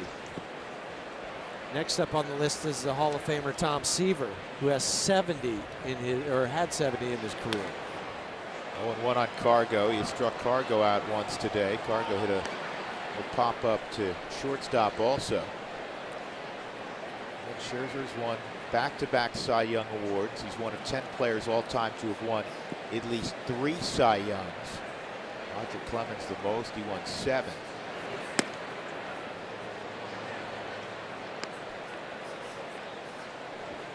Ball and 1 strike. Yeah, there's so many amazing statistics that are attached to Max Scherzer. How about this one? Since joining the Nationals, he signed that enormous free agent deal in 2015. He has taken a no-hitter into the 6th inning 11 times in 101 starts. Basically 11% of the time, he's going to the 6th inning with a no-hitter. Today, no swing. Today, he's given up 1 hit that came in the 1st inning, but hasn't given up anything since. And remember, he turned down a pretty big deal in Detroit and bet on himself, thinking, well, I could get more out on the open market. I, for one, was going, are you sure about that? You want to do that? 1 pitch away from having Tommy John surgery. Didn't happen, and he made a lot of extra $1 million.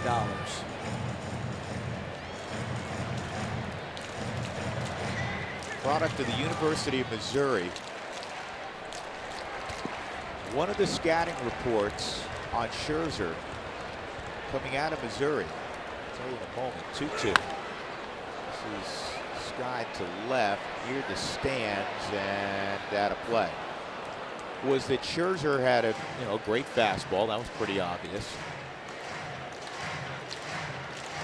He had a solid slider and had a bulldog mentality.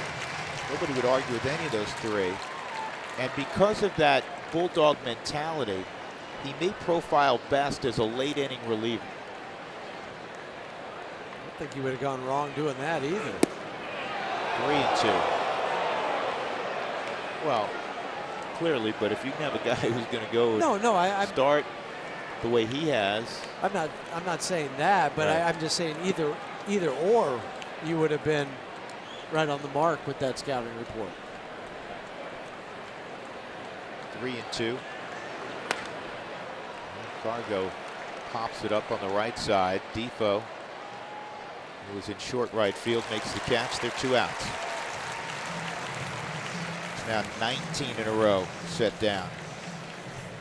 Fans Rockies Baseball is always live with the MLB At Bat mobile app. You can stay connected all season long. You have video highlights, stats, news, and much, much more.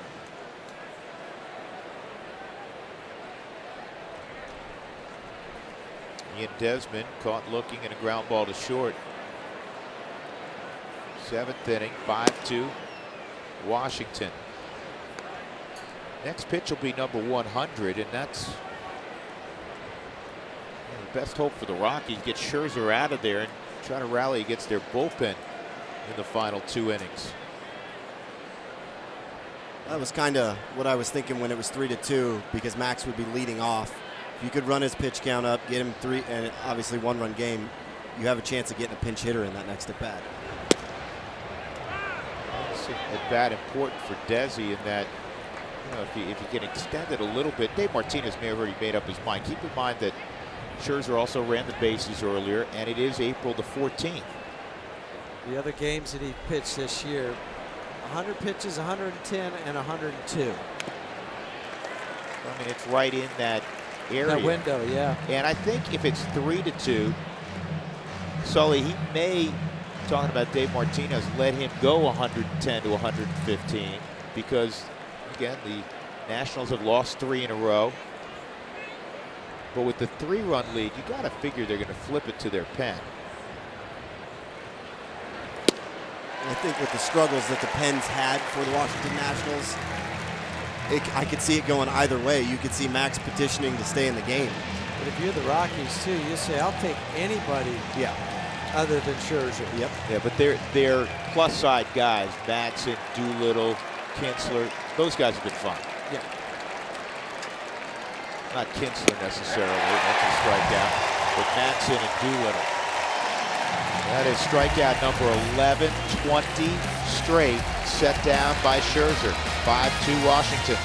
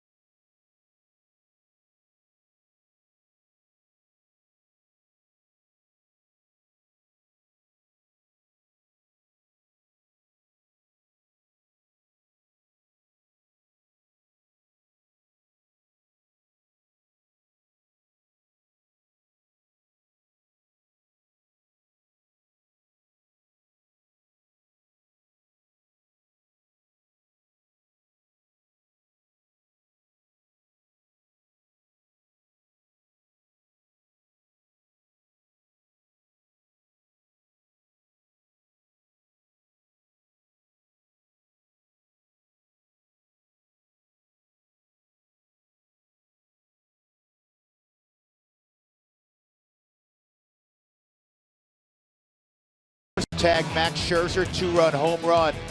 What a beautiful start. And John Gray was pitching great. It was 2-1 and then 2-2, and then that squeeze got the go-ahead run home, 3-2 as Harper scored on the Taylor bunt. And then the biggest hit, Moises Sierra unloading a 2-run double with runners at first and second, and Taylor followed Wieters to the plate. And now Max Scherzer, who's officially out of the game as Zimmerman will hit for him, has a 5-2 advantage.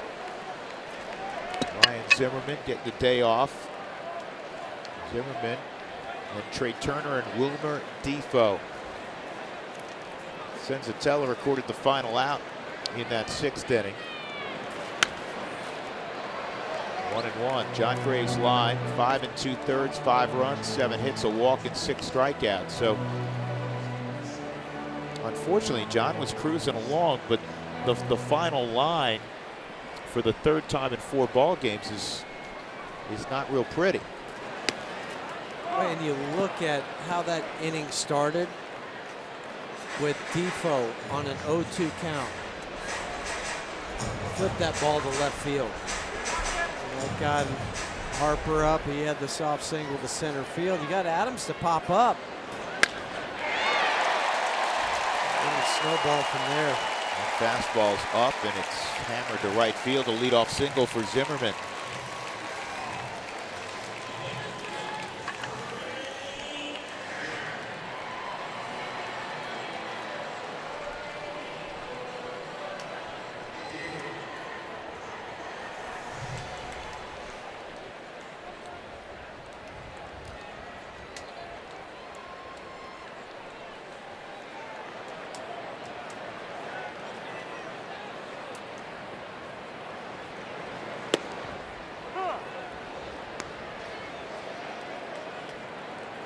Strike on Turner.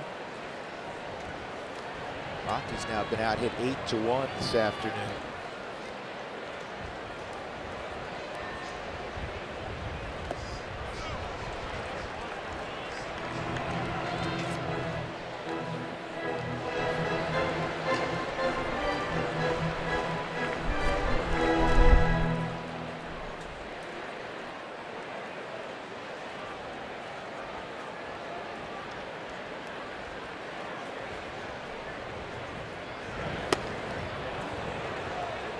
Rockies came into today's game 12th in the National League in batting average. Just 228. Philadelphia is the worst at 221. The leader is Pittsburgh at 272.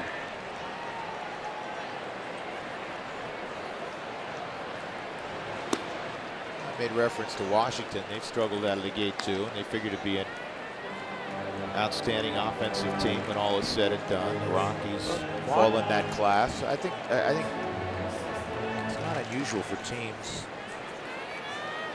to get off to slow starts in April, especially the cold weather teams. Washington's 13th. They're one behind Colorado.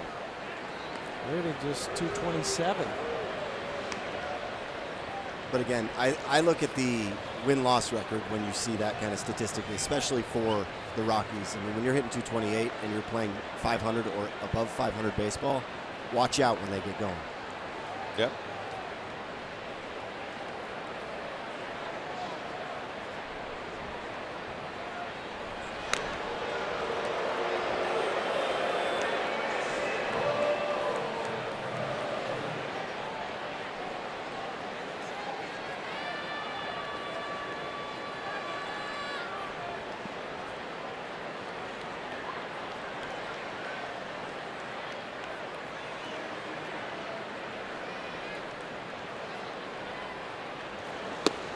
Three and two.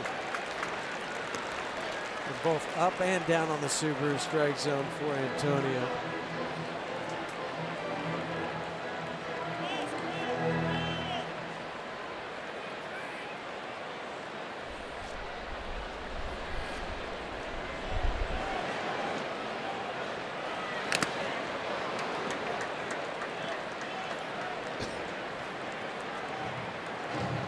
Another 3-2 count.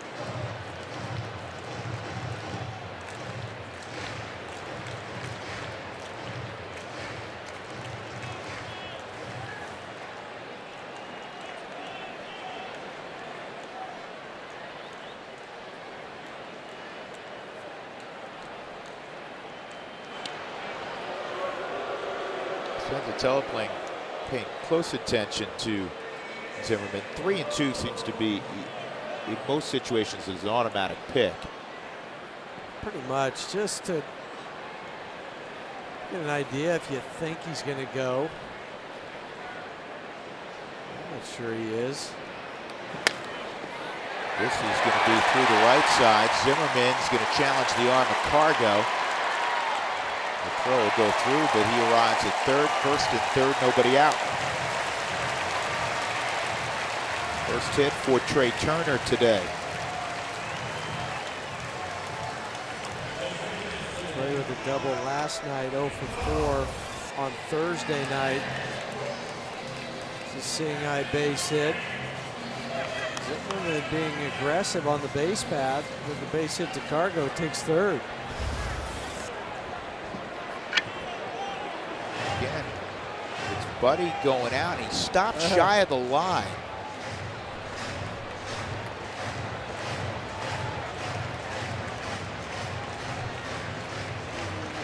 Oh, he's making a double switch. He came real close to not being able to pull that off. Pulled Desmond off the field.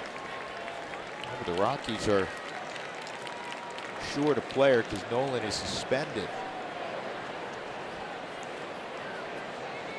Pat Valleca coming in. We'll tell you the rest when we return. 5-2 Nationals.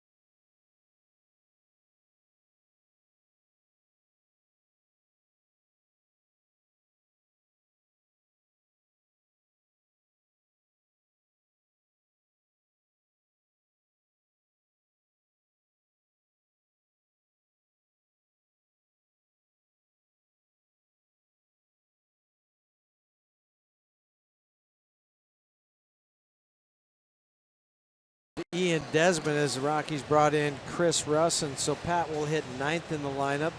Pitcher will go into Ian Desmond's spot, which is 5th for the Rockies. Hey fans, the first 10,000 of you through the gates for the Rockies-Padres game on April 24th will receive a coupon for a Nathan's Famous Dollar hot dog. Chris Russin, the 3rd Rockies pitcher to appear today. 6th ball game for Chris. 7 innings, 4 strikeouts, 3 walks. Did not pitch in the San Diego series, but he is now recording his 90th relief appearance with the Rockies. That's going to drop, and a 6th run scores on the base hit by Defoe.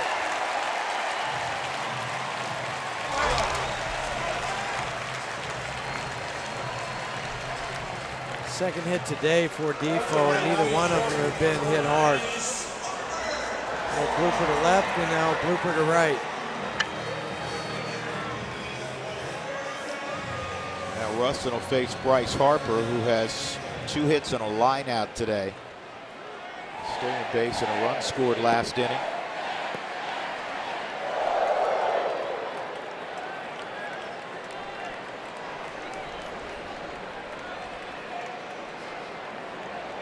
Run scored was the one that they overturned.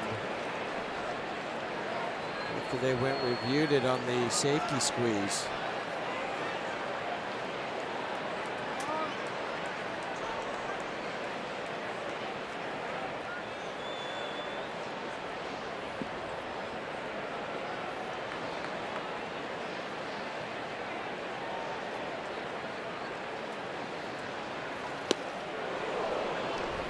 Oh, and 1 on Harper.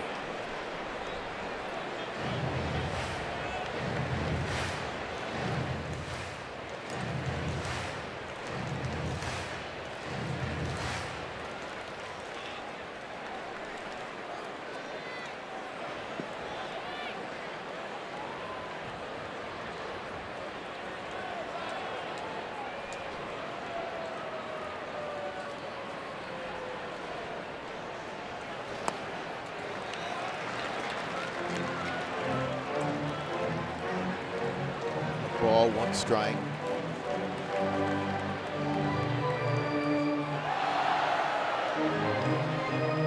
Harper has seen the fewest number of pitches in the zone. Just a little over 35% of the time when he goes up there, he's not seeing a strike.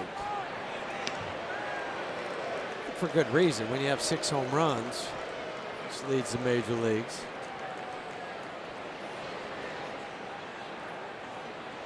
I think we talk about frequently, who are you not going to let beat you? That's what an opponent, their manager, their bench coach, they talk about. When the game's on the line, who's not going to beat us?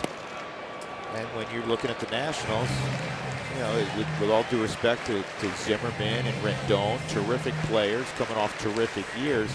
If you're going to pick one guy, you're going to make one of those other guys beat you and not Bryce Harper. Well, and it's even doubly important this year was Zimmerman, who hit behind him last night, was hitting 103. Today, Matt Adams hitting 217.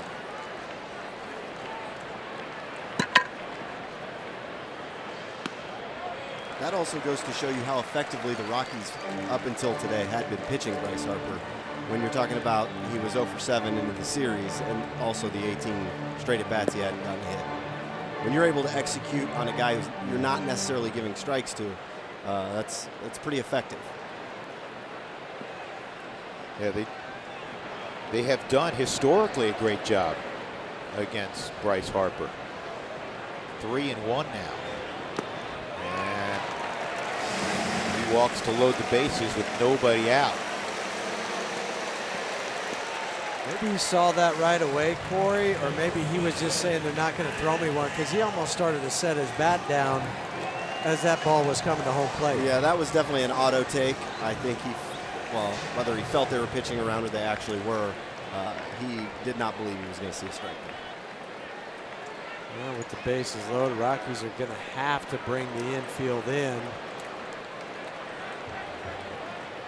And they're not shifting on Matt Adams. Trevor moved back to the shortstop side of second base.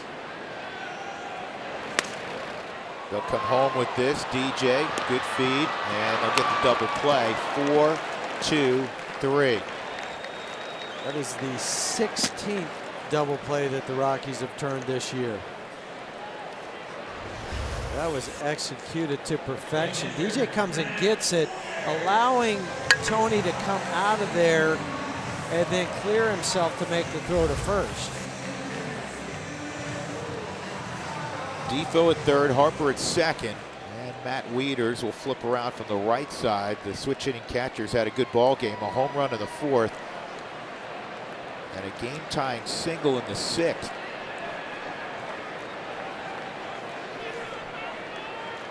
Four-time All-Star, won a couple of Gold Gloves while a member of the Baltimore Orioles. And that was the hit, the single to left field. I know the home run got him on the board, but it was 2-1. But that base hit after the pop-up to Matt Adams, if you could have got him to roll out, you're out of that inning. It was double play, done.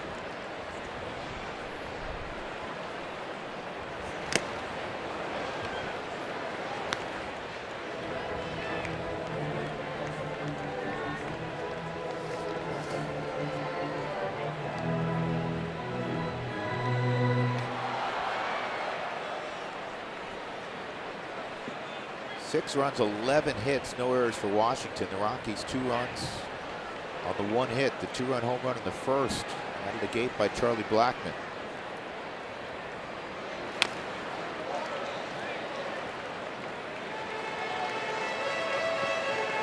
And the Rockies have committed an error. That was just their 4th error all year. That was in Cargo on a base hit by Scherzer. Tried to throw him out at first base.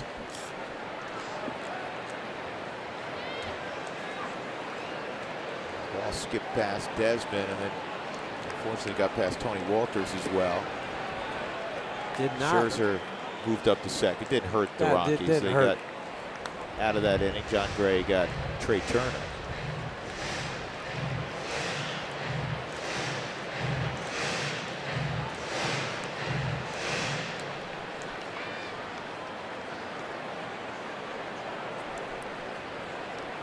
One and 2 on Wieters.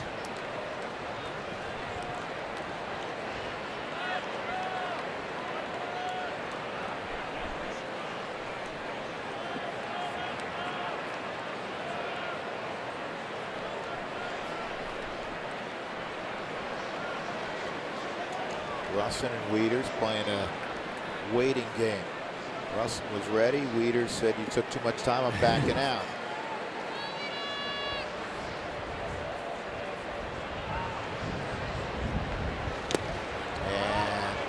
Was that a foul tip? Yep. I guess it was. Just went in and out of Tony's glove.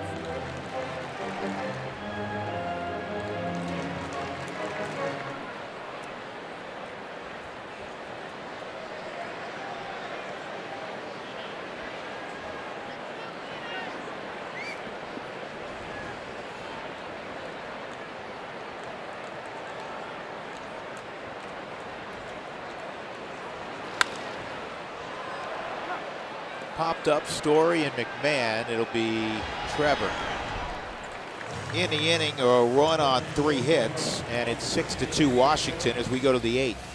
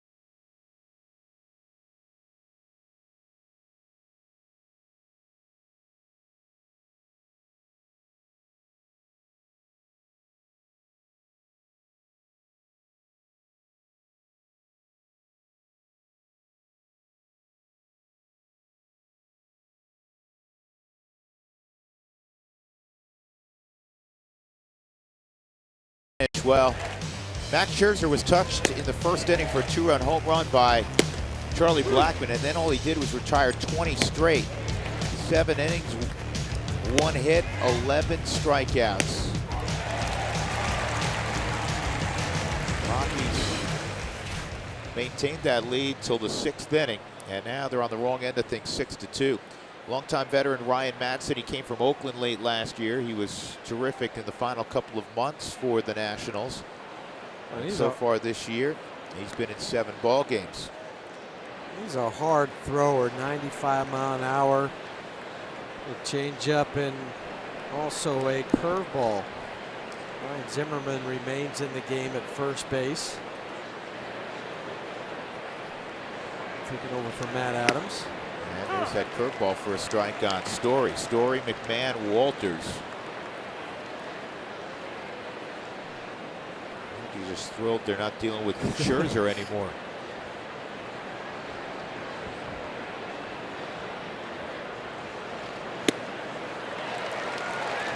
2 strikes on Trevor, a strikeout and a pop out. Scherzer was dominant when you're batting 6th in the lineup as Trevor is. It's the 8th inning, and this is just your 3rd at bat. Yeah.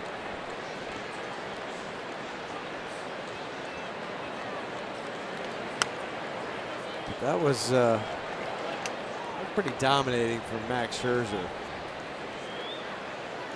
11 strikeouts, 1 walk. You know, uncomfortable swings, tardy swings, wave kind of swings where you're not sure. That's why he is who he is.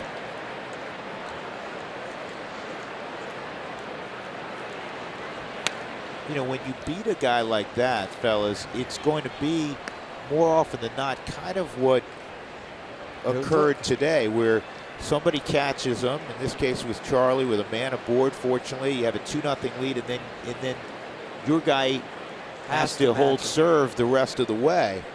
And John Gray did that until the 6th inning.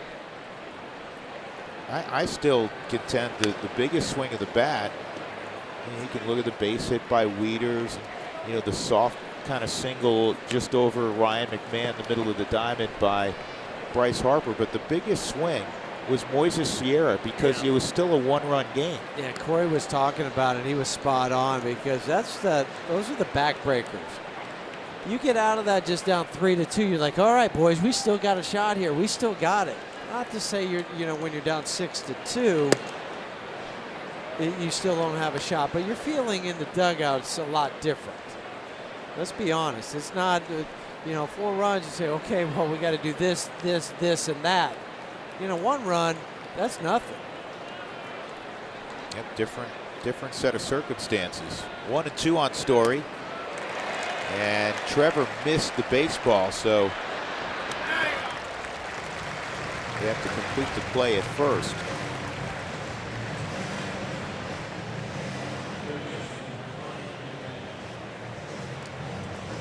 That'll bring up Ryan McMahon, starting at 3rd base. Could be Ryan or Pat Valaika. Those are your 2 options at 3rd in the 5-game absence that began today of Nolan Arenado. 2 strikeouts against Scherzer. 1 looking. There's the first pitch strike from Madsen. Talked yesterday about the good pickups by Mike Rizzo. Doolittle, Madsen, Kinsler. And for the Rockies this offseason, some similarity. The Rockies, as everybody knows, you go get Wade Davis. There's Mike Rizzo. You go get Brian Shaw. Not only are they at the very top of their craft and have been for a number of years, but they have October experience, guys. And in the case of Ryan Madsen's been in the postseason 6 times. Yeah, he just missed some time when he was hurt. That's the only thing that's really hurt Ryan Madsen in his career. Missed almost 3 years, but nothing can substitute that October experience. So you have the experience, you're long on the tooth, and you can pitch. And that's what gets you to October. You have to have a solid bullpen. There's the quarterback, Brian Shaw, holding court. The reason I call him the quarterback is every day he goes out about 2.5, 3 hours before the game. When he first starts his throwing program, he brings an NFL football with him to throw. He's one of those guys that uses the football to get the arm loose.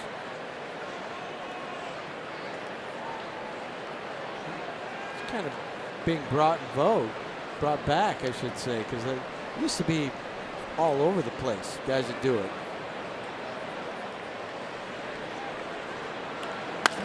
McMahon with a sharp single. In fact, this may, well, he's going to shut it down wisely, down by 4 runs, cut off there by Bryce Harper. But that was the sweetest swing so far from McMahon on the young season. We saw a lot of that during March down in Scottsdale. Well, obviously good for him, good for the club. He's now 2 for 23 on the season. Maybe that's the one that kind of gets the engine started. But he was smart to shut it down, Corey, at first base. We're down by 4, and Bryce Harper. It's the last thing you want is somebody get thrown out at second. Yeah, we've talked a lot about the aggressiveness of the Rockies on the bases, but you also have to be smart about it. Ryan was very smart, obviously putting pressure on Bryce to make him execute the throw, but shutting it down and knowing he has to stay at first because they need a little bit to get going. Walters with Valleca on deck.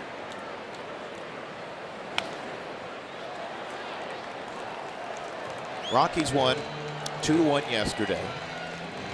And so far, when they scored 2 runs or less in 2018, they're 2-3. The reason I bring this up is last year, when they scored 2 runs or less, it happened 38 times in 2017. They were 2-36. So they've already matched that win total from last year.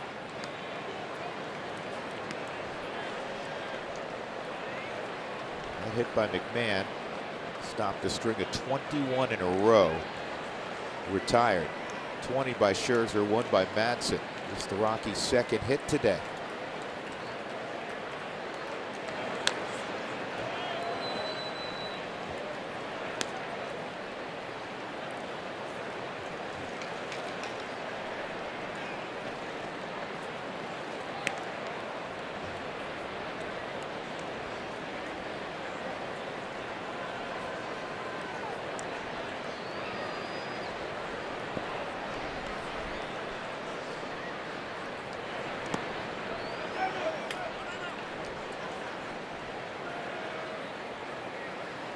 Just that ball right there in the dirt kind of illustrates what would happen if you're down by 4 compared to down by 1. I mean, that ball gets away. You might think about if you had a good secondary lead trying to get into scoring position. If you were McMahon, who runs pretty well, you may have tried to stretch that single that you guys were discussing into a double.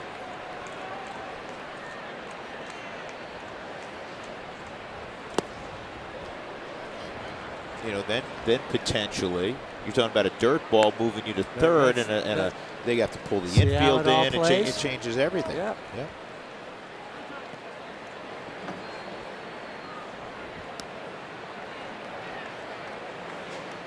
Three and 2 with 1 out.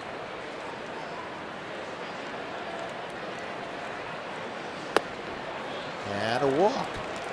So now they're 2 on with Valleca coming up. Well, your only way back into this thing is creating traffic.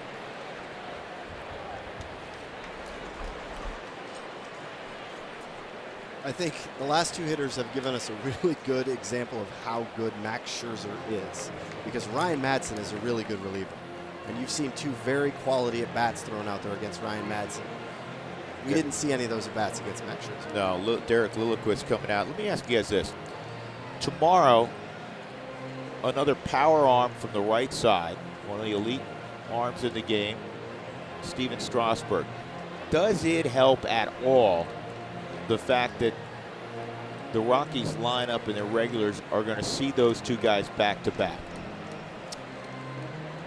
I don't think so. I mean, maybe a small portion of it would, because they're very similar and they both throw hard. I think the difference tomorrow with Strasburg, he's got that devastating changeup, where I don't think Scherzer has that. He's more of the slider and cutter type. So probably not. I'm going to agree. This is going to be grabbed by Turner in short left field. Valleca retired, 2 outs. That'll bring up DJ. Who Wants Tacos? Fans, follow us at AT&T Sportsnet RM on Twitter to receive alerts for the Rockies Taco Special when the Rockies eclipse the 7-run mark. DJ 0 for 3, 2 strikeouts and a ground ball to second against Max Scherzer.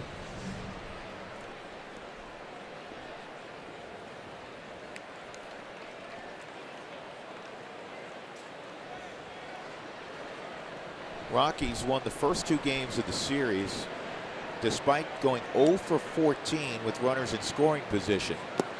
That at bat a moment ago by Pat Valleca was the first at bat in this game with a runner in scoring position. Chad Bettis, beautiful game he twirled 2 nights ago.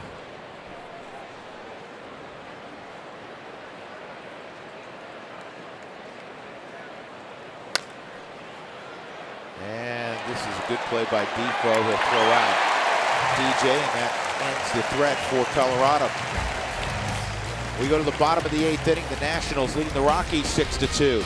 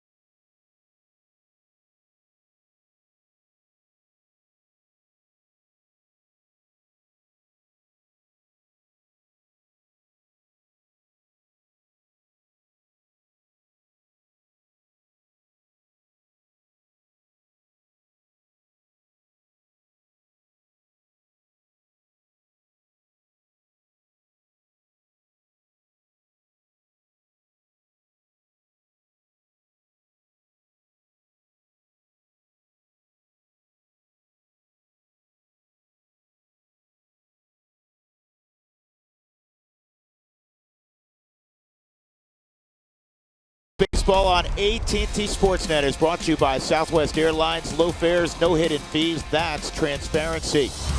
And by O'Toole's Garden Center, putting the color in Colorado.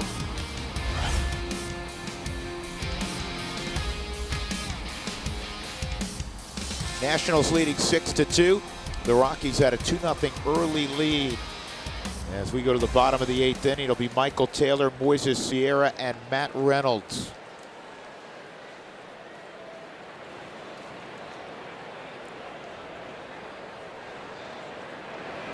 Chris Wresson, his 2nd inning of work, he came on with 2 men on in the 7th inning. Senzatel ends up working a 1/3 of an inning, giving up a run on 2 hits.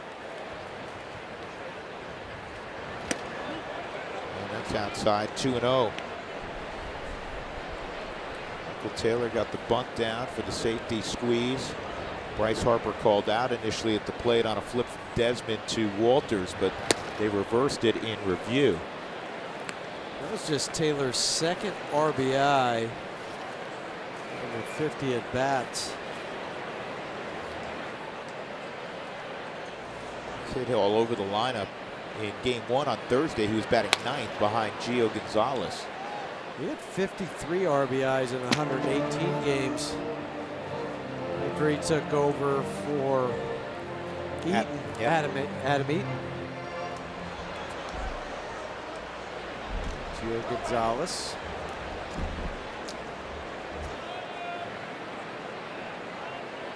Two balls, 2 strikes. Tomorrow, Strasburg and Tyler Anderson. Russin strikes out Michael Taylor.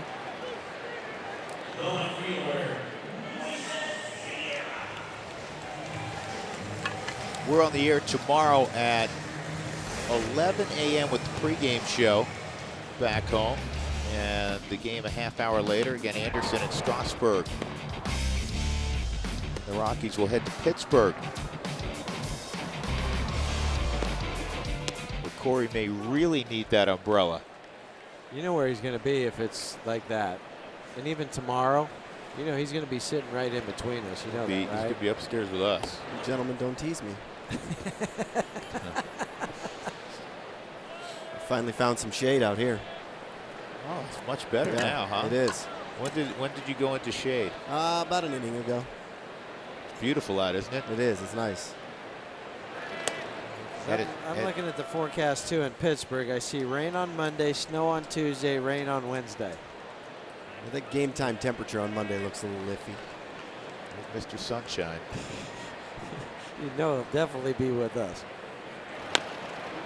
This is slowly hit. Russin, being the great athlete that he is, makes the play, and then Sierra trying to stop it. He almost pulled a. Who's my guy? I haven't messed with Tony Finau. Right? Oh, the golfer? Yeah, he almost turned his ankle. Well, Tony Finau was did celebrating a a hole-in-one. Yeah, he dislocated his. Dislocated it, popped it back in, and then still was finished in red numbers the whole weekend. He still finished in the top 10. There's Matt Reynolds with 2 outs. Corey, are they going to have a parade in Western PA upon your arrival? I had to wave it off. You did? Yeah. Because of the weather? Yep. I just did. You know, I didn't want people to have to wait in line. Subjected to the harsh elements. Yes. What high school did you go to again? North Allegheny. North Allegheny. How far out of Pittsburgh is that? Just 20 minutes north. That's a pretty area up there. It is. Rolling hills.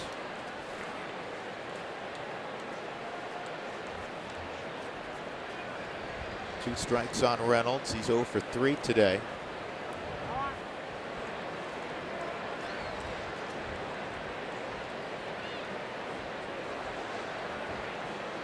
How did you do in Pittsburgh in your career? Not well. DJ can't get there. Base hit. Well, I know that my other partner, Jeff Houston, started strong and finished strong in Pittsburgh, PA. First and last hit. Right That's here. right. I did hit my first major league home run in Pittsburgh. Well, that's something to remember. something. What are you talking about? That's In front great. of friends and family? Yeah, there were about 150 friends and family there. Did you have to leave all tickets? No, I fortunately did not. I had a pinch hit bat against Rick White and got 0-2, and all I thought was I am not striking out in front of these people. Second at bat for Ryan Zimmerman. At the knees for a strike. What else do you recollect about your time playing in Pittsburgh? Well, back then, there were some good teams. I mean, you had Bobby Bonilla, Mike LaValliere, Jay Bell, Barry Bonds. So they were pretty tough. Doug Drabeck on the hill. A lot of good players. That was the late 80s, early 90s. You had Van Slyke, Andy too. Van Slyke. Strange connection to the Van Slyke family. Actually, they lived not too far from my family, and my sister and her best friend at the time would babysit Scott Van Slyke when he was young. And now, look at him. He's a big league ball player.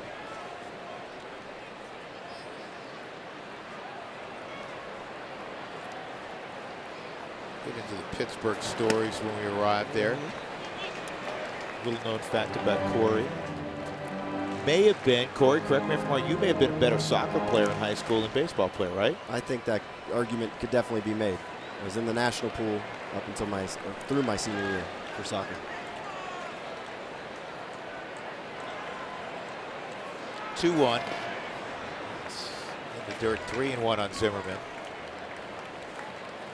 What was your second best sport, Huey? Hoops? Basketball. Yeah.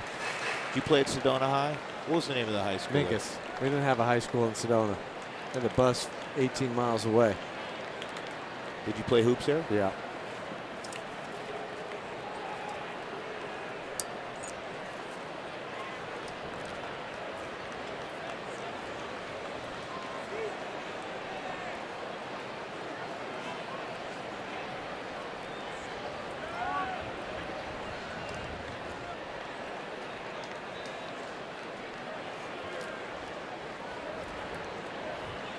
Ryan Zimmerman steps back in, 3-1.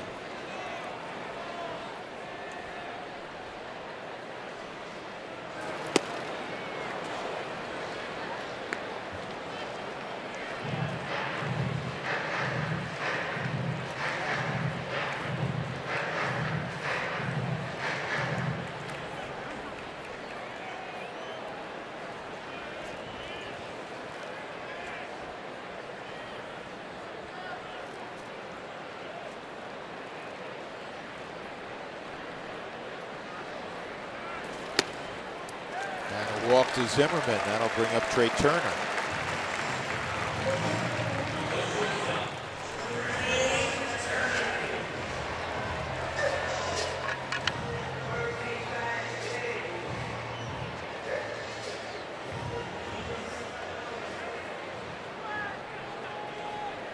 I saw a shot of Bud a moment ago looking at his lineup card. He doesn't want to get anybody else loose.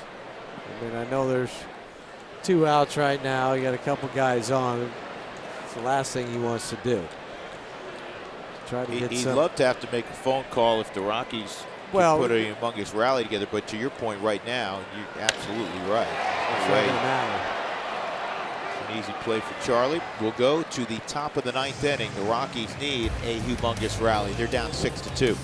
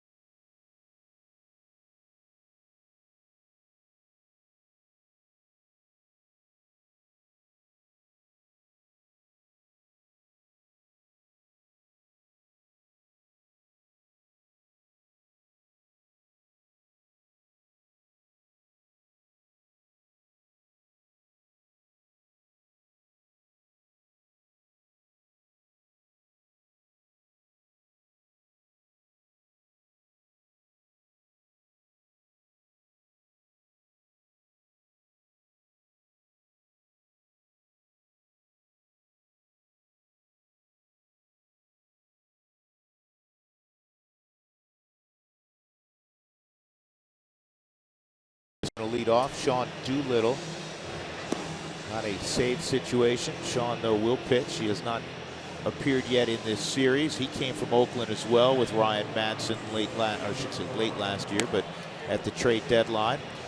And so far this year, he's been good. League hitting just 105 against him. Well, he went 21 for 22 in save opportunities when he came over to Washington. I think this is for Dave Martinez, even though it's not a safe situation. His club, they've lost 8 out of the last 10 after starting the year 4-0.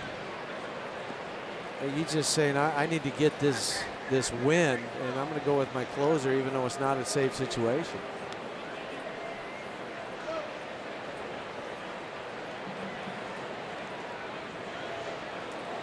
Rockies with 2 hits, the Blackman home run and the single last inning by Ryan McMahon.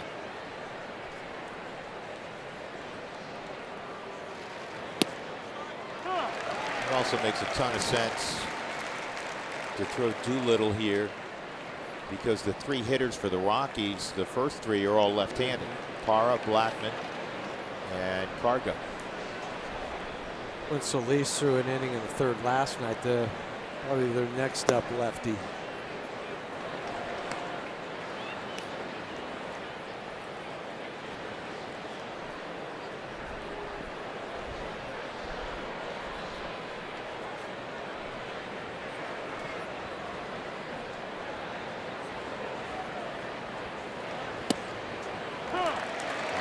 Outside corner, maybe a bit off. Called a strike though, 1-2.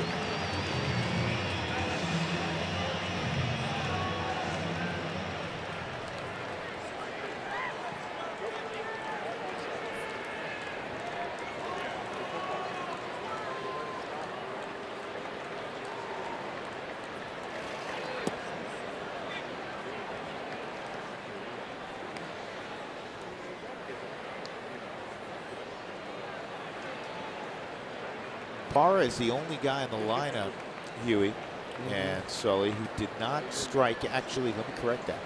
One of two guys not to strike out against Scherzer. The other guy will really surprise you. John Gray didn't strike out. Got him in play twice, on the ground to first, on the ground to third. Because Gerardo walked and scored on the homer by Blackman in the first. He hit a fly ball to shallow left, and then his last time he tried to bunt his way on. And bunted it in the air, and Matt Reynolds came in and made a shoestring grab. Scherzer struck out 11.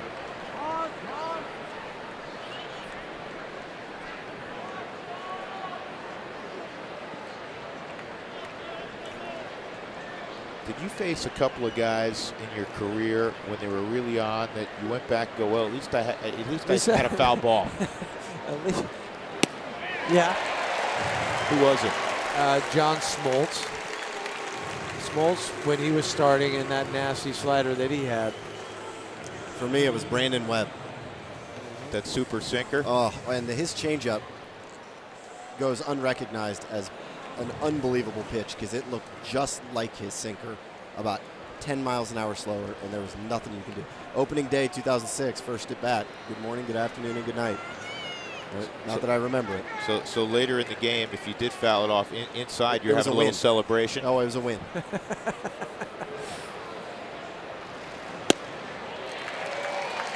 Scherzer struck out Blackman twice after the home run.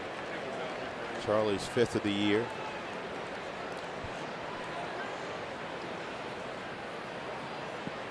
Good place to rest your chin on your glove. Yes.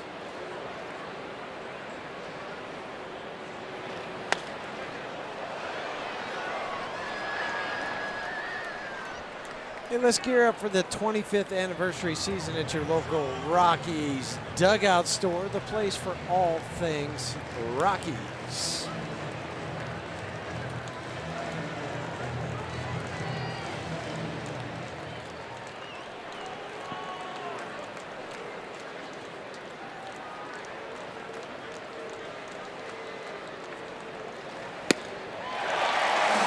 Doolittle with a 96-mile-an-hour fastball, and they're 2 outs with Cargo coming up. You can kind of hear it in the background. They're not booing, they're saying do, as in Doolittle.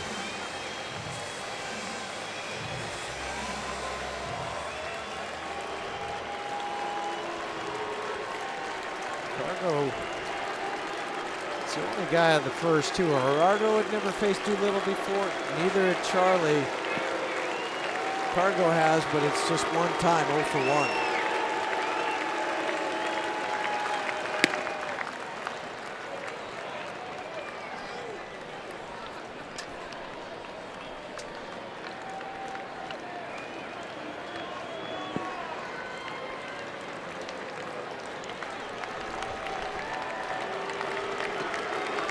Here's the 1-0.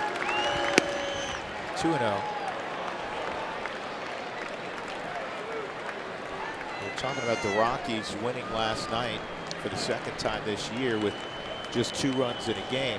They have never won a game in their history with just 2 hits. They're 0-59 all time.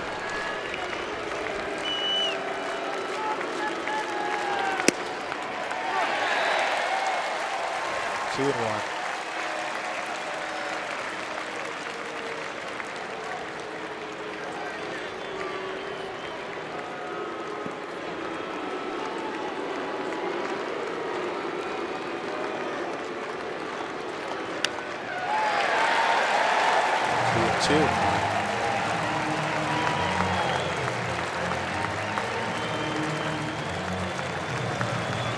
Chris Iannetta on deck, circle. That's because the pitcher spot after the double switch is there.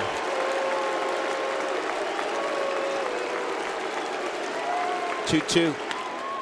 And this will do it. Fly ball to center field. Michael Taylor secures the baseball.